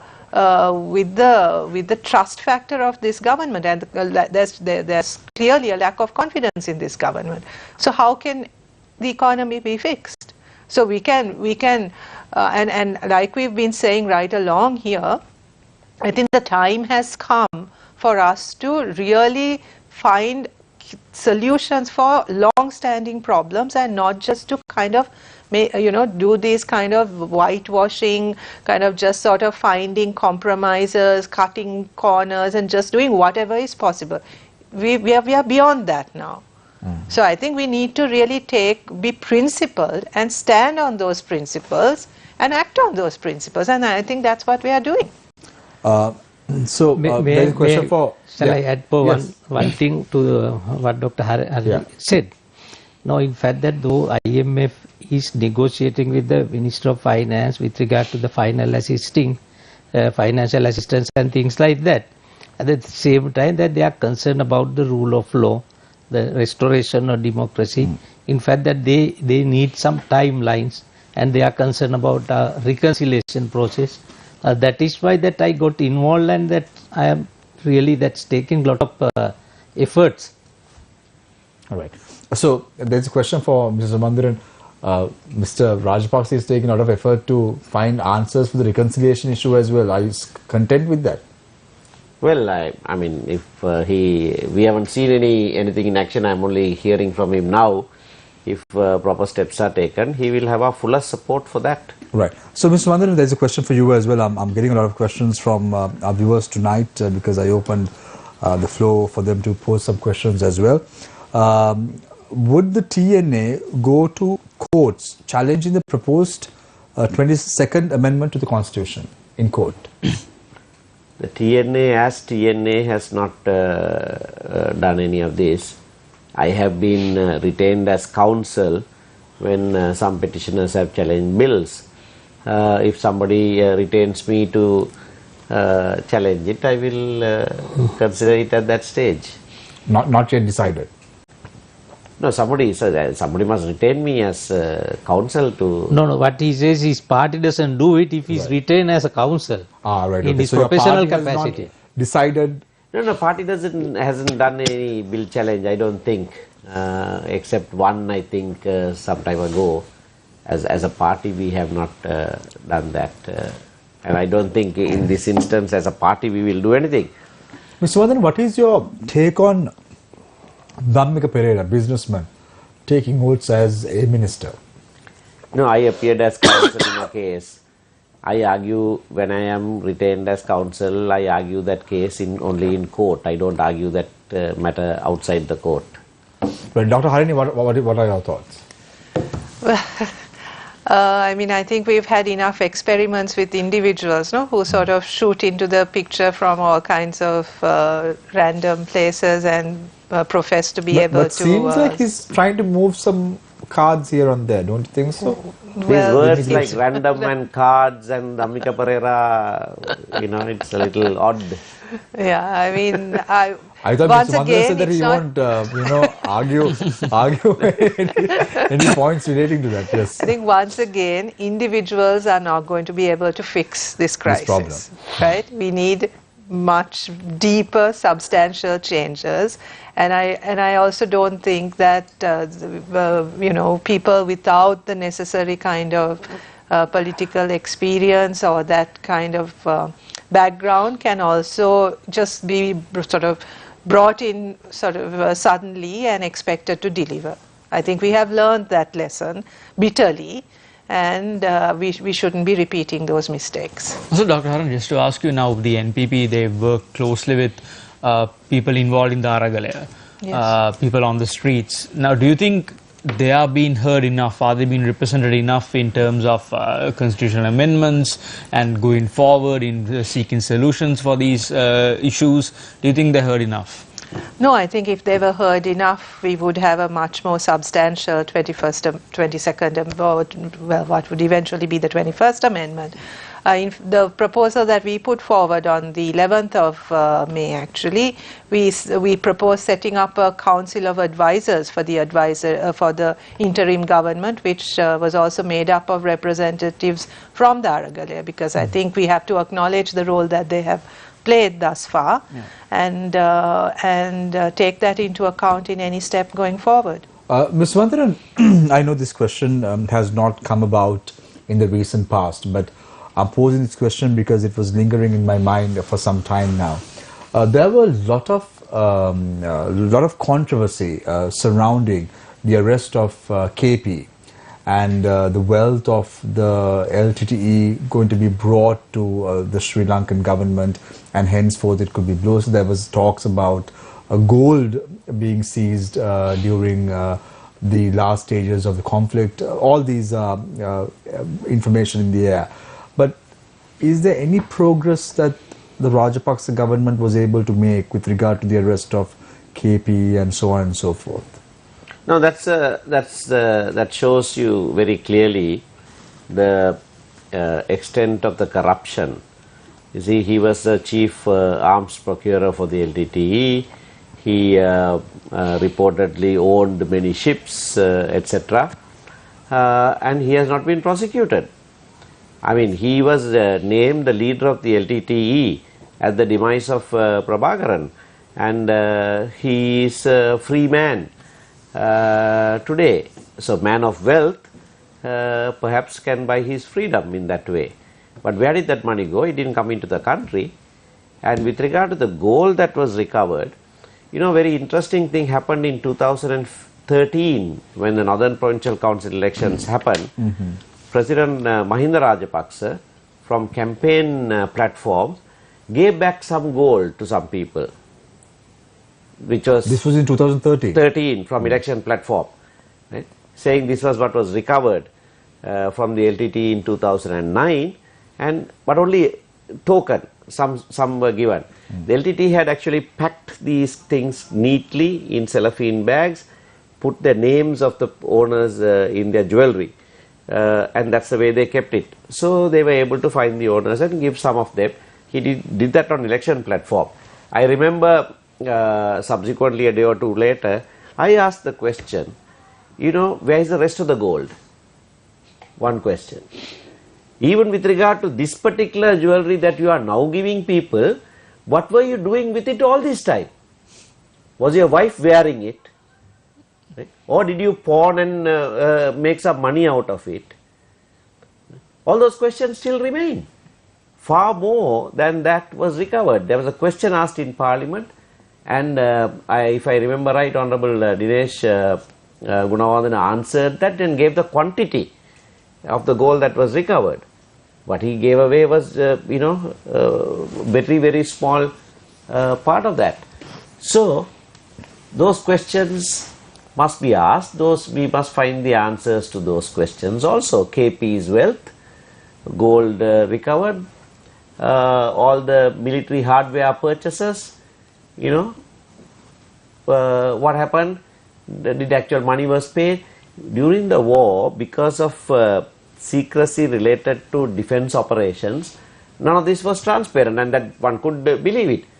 But these were the guys in charge, and we know what they did with the other purchases. So then you can well imagine what would have happened to purchases of military hardware. So no wonder the country's borrowings went sky high. Yeah, so Mr. Mandiran, given all this, do you think there are provisions in the law to get back this money to the Sri Lankan Central Bank, or even to try and see whether we can do something with regard to that on the country's economy at least? So there has to be a radical change. This is why the wrongdoers can't be in the seat of power, and then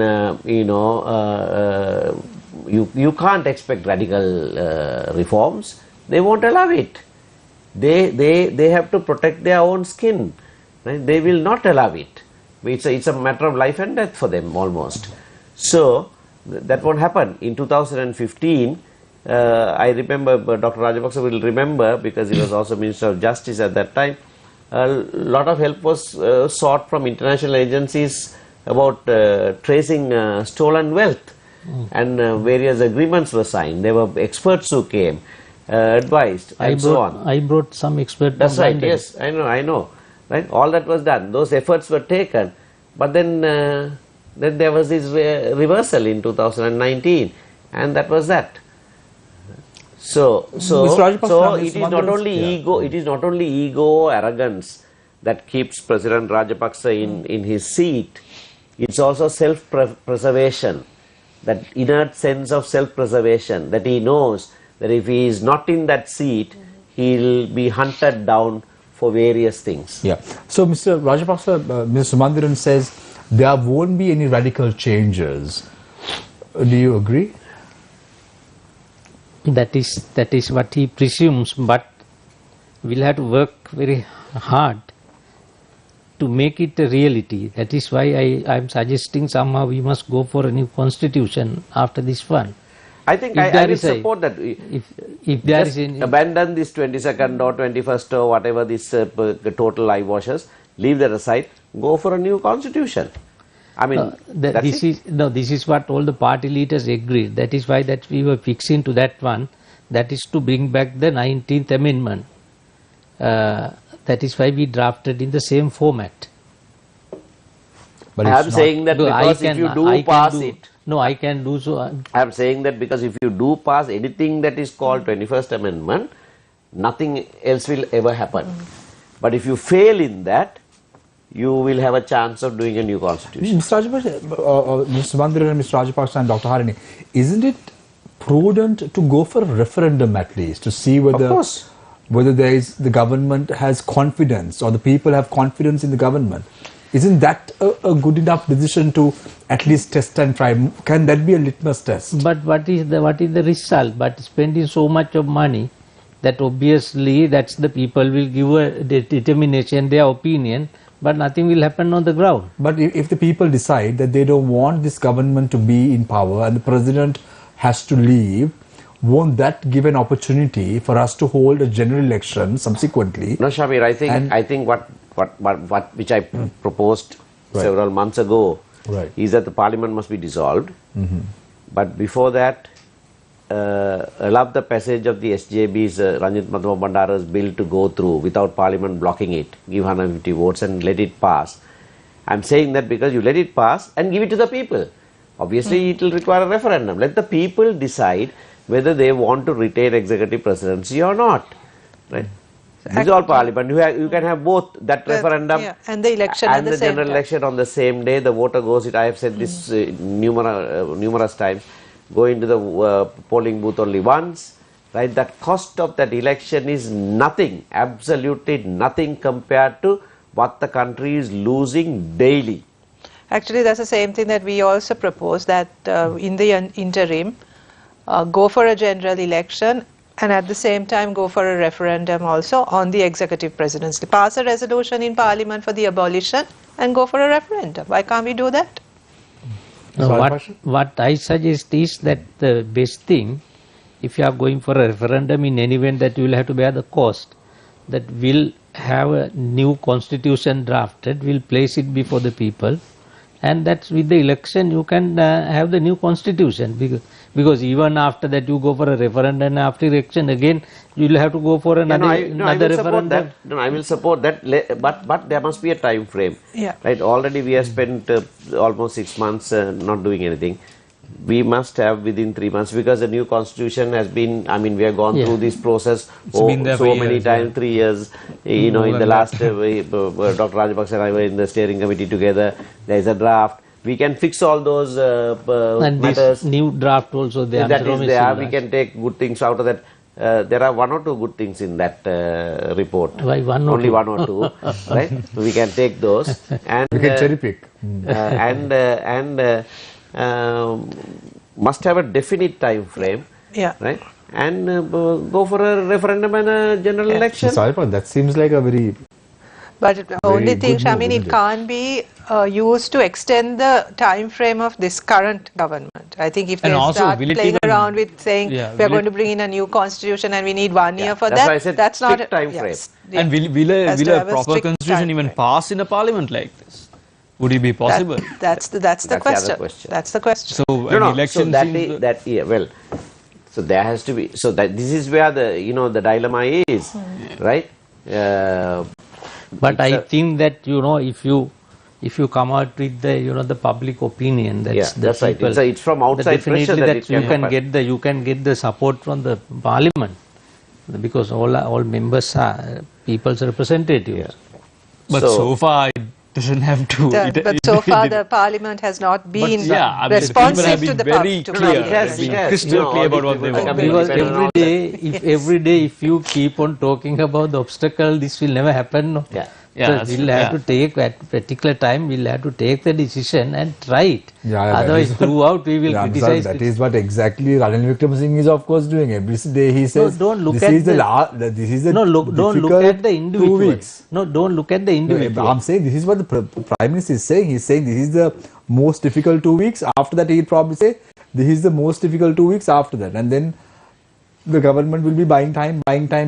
Next year, time. It will come a general election, and then by that time, I don't know even the people will survive in the country. We are a resilient nation, that's undoubtedly, there is no question about that. Even now, when there is no gas, there are people who are cooking at home. There are people who are coming from flats downstairs and having by makeshift by keep cookers on talking, and but cooking. we can't find the resolution, or we'll have to take some initiatives, no? No, now On both sides, that to resolve the economic crisis as well as the political crisis, that simultaneously some actions have to be taken. If you wait till one problem is sorted out to sort the other problem, that will never happen. No, that is true. But then we can't make those forward movements until some of these things are sorted out Now, also. can all that start, Mr. Rajapaksa, with President going home? That is that of course you must ask from him. That I have to ask the He President. cannot ask him from me. If I am the decision maker for him to remain or to leave, then I can pass that judgment. Now if the President has those Gamsandra Pidisadarak, remember, Mr. Rajapaksa, he would probably get... I think we should invite him to do so. Yeah, So now some for event like almost that. 3 months, he has not been able to go to his office. Yeah. So he must go home, no? Mr. Rajapaksa, next cabinet you have probably will propose that. Have a that you Gamsandra can. Pidisadarak can see But you the have a- people's pulse. You have a bigger sounds my telling in the cabinet, only there are few people. When you are talk to the No, that- whole country, the That's whole because world you, will that's hear. because you hold the portfolio of justice. And you actually get to see the president, whereas the rest of us have not seen the president for 3 months. So we are getting a lot of messages from people saying, why waste time on 22nd Amendment to the Constitution when you can bring forth a new Constitution overall? Isn't that the way to go about, Mr. Rajapaksa? That's the final question that I'm taking for tonight. Yes. No, that is also my view. Yeah. I wish if I can do it, but the constitutional making process, the drafting we can do, but that's to how that we must get the support. 2/3 in the parliament is the issue. If there is any assurance that I can forget about 22nd, that the new constitution will be passed, and even if a referendum is to be held. So if the cabinet has approved the appointment of a select committee, why don't you move that quickly? And in the select committee, we'll bring all the agreements. What they decided was that soon after this, there was an issue. There was an issue because we'll have to get a large number of votes from the SLPP. First thing that we'll have to finish that thing, then only that we can go for the next step. I think you know the reasons. No, tell us the reasons, Mr. Rajapaksa. I don't know the reasons. People don't know the Yeah, Mr. Rajapaksa. Now people are going to suspect me also. That was a very suspicious comment. No, the comment What is is the not reason? What is the suspicious. reason? No, Mr. Rajapaksa, don't worry. The What's the comment reason? is not suspicious, but the process is suspicious up to a certain extent. Why is that, Mr. Because Rajapaksa? we'll have to guarantee somehow that we will get 150 votes in the. Yeah, but Mr. Rajapaksa, the way you put it across to Mr. Sambandhan, it seems to me that Mr. Sambandhan is also in this game. Subhandhara. Mr. Sambandhan is also in this game. Mr. Sumandiran is always in this game because that we together 14th to a 19th amendment with lot of hardships. No that we have to wonder, go no wonder all three are wearing the same Yeah, color always. today. Mr. Rajapaksa, anyway. We were always fighting together. No, Mr. Sumandiran. So, thank you very much, gentlemen. We're going for a short commercial break. We're in discussion with Dr. Rajapaksa, Mr. Sumandiran, as well as Dr. Harini Amarasuriya. We're going for a short commercial break. When we come back, it's the final round. Stay connected, stay with Face the Nation. Our topic of discussion today was Sri Lanka's economic crisis and the 22nd Amendment to the Constitution. Stay connected, stay with Face the Nation. We will be right back.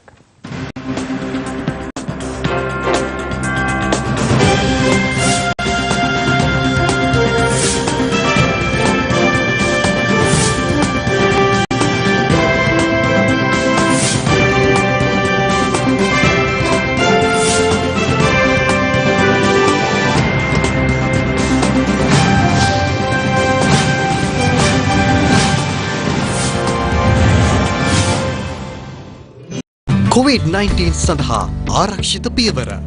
ජනයා වැඩි වශයෙන් සිටින ස්ථානයන්හි ගැවසීම මගහරින්න. රෝගය ආසාදිත පුද්ගලයන් හමුවීමට නොයන්න.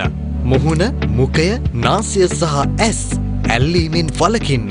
අනවශ්‍ය ගමන් බිමන් යෑමෙන් වළකින්න. මුඛාවරණය ඉදිරිපස ඇල්ලීමෙන් වළකින්න.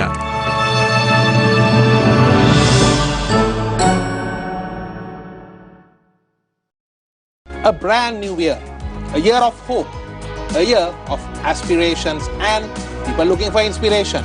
Our software engineers, our IT expertise are, not seconding to anyone. A proper investigation led by the CID. This will be swept under the carpet. Understanding about the stock market, the fundamentals, the economy, that is very important. Entire ownership of this reclaimed land as well as the governance of Port City are all under the government of Sri Lanka. No planet, no people, no business. Yes. And this is the simple thing about Biznomics. Your weekend's most profitable 60 minutes. Biznomics, Saturday and Sunday at 5 p.m.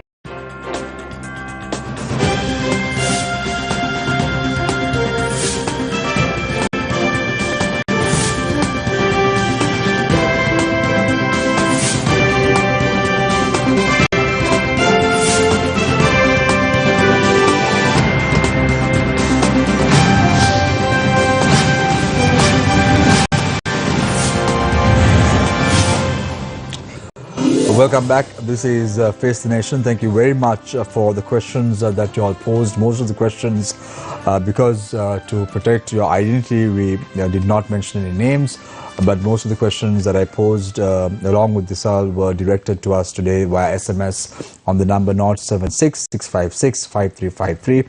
We'll have this number opened for questions as the show goes along in the next few weeks as well, so you can actively participate in the discourse. I finally start the final round with Mr. M. A. Sumandran, President's Council, Member of Parliament, representing the Tamil National Alliance. What's the way forward for Sri Lanka? The way forward is you have to quickly fix a political issue so that there is a stable government, or a government that the people trust and the international community, particularly the aid givers and financial institutions, will have trust on. So that needs to be done as early as possible. In order to do that, you will obviously need to have elections and so on.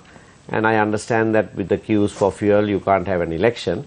So there has to be a temporary respite, at least, some program to ease that burden and have the elections, have a referendum if possible.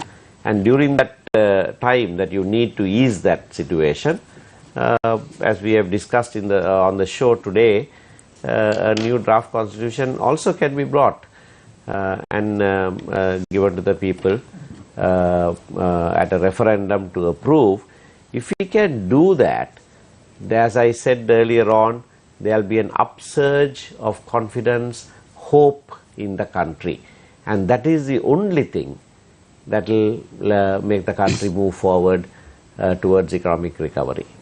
Thank you very much, Mr. M. A. Sumandran, President's Council, Member of Parliament, representing the Tamil National Alliance. I now move my attention to Dr. Harini Amarasuri, Member of Parliament from the National People's Power. What's the way forward? No, we have to have elections as soon as possible. The people of the country must be given an opportunity to exercise their mandate and to elect the leaders that they can place their trust in, that they can have confidence in. I think that's essential. That is the way out of this current. There's a standoff right now between the elected representatives and the people. There's a complete sort of mismatch between what is outside and what's reflected inside government. So that has to be resolved for anything to happen, for us to go forward. And in the meantime, while we prepare for an election, while the election is held, that there are several measures that can be taken to ease the burden of the people. I mean, there are critical issues that people are facing. People are actually desperate right now. The kind of calls that we are getting from people, the things that we are hearing from people are heartbreaking. So those issues have to be also dealt with and can be dealt with fairly easily if there is a will and if there is some proper plan. And it's with that we think that that this country can turn around, and it can be turned around, but it needs a fresh start and a fresh beginning. Thank you very much, Dr. Harini Amarasuri. I now move my attention to Dr. Viridasa Rajapaksa, representing the government tonight on Face the Nation. What is the message you have for the public? Mr. Rajapaksa? From the government side, that of course that we'll have to give priority to those issues, the economic crisis, and we cannot resolve that economic crisis alone. There are so many things which includes these reforms, and also that if we have to have a permanent solution for all these crises, all the parties in the parliament, that we'll have to forget about our party agendas at least for a particular period and agree on some common minimum agenda, then as soon as possible to go for a new constitution, whereas that it can facilitate to have a referendum together with a general election and to give hopes to the people that we can start a new era. Thank you very much, Mr. Rajapaksa, Minister of Justice, Prison Affairs and Constitutional Reforms, Dr. Harini Amarasuri, Member of Parliament, National People's Power, and Mr. M. S. Sumandaran, President's Council, Member of Parliament, representing the Tamil National Alliance, for joining us this evening on the show tonight. Thank you very much, gentlemen, for coming all the way. I know there are difficulties in getting fuel, and despite all that, having the three of you on the show tonight was quite amazing. And thank you very much again for coming on the show tonight and being a part of this active discourse. Thank you very much, Nizal, as always, for joining us this evening on Face the Nation. I leave you tonight with a quote. For those who are in long queues, who are somewhat losing hope in this resplendent island nation, for those I say, only those who stand after every fall ultimately win. Take care and good night.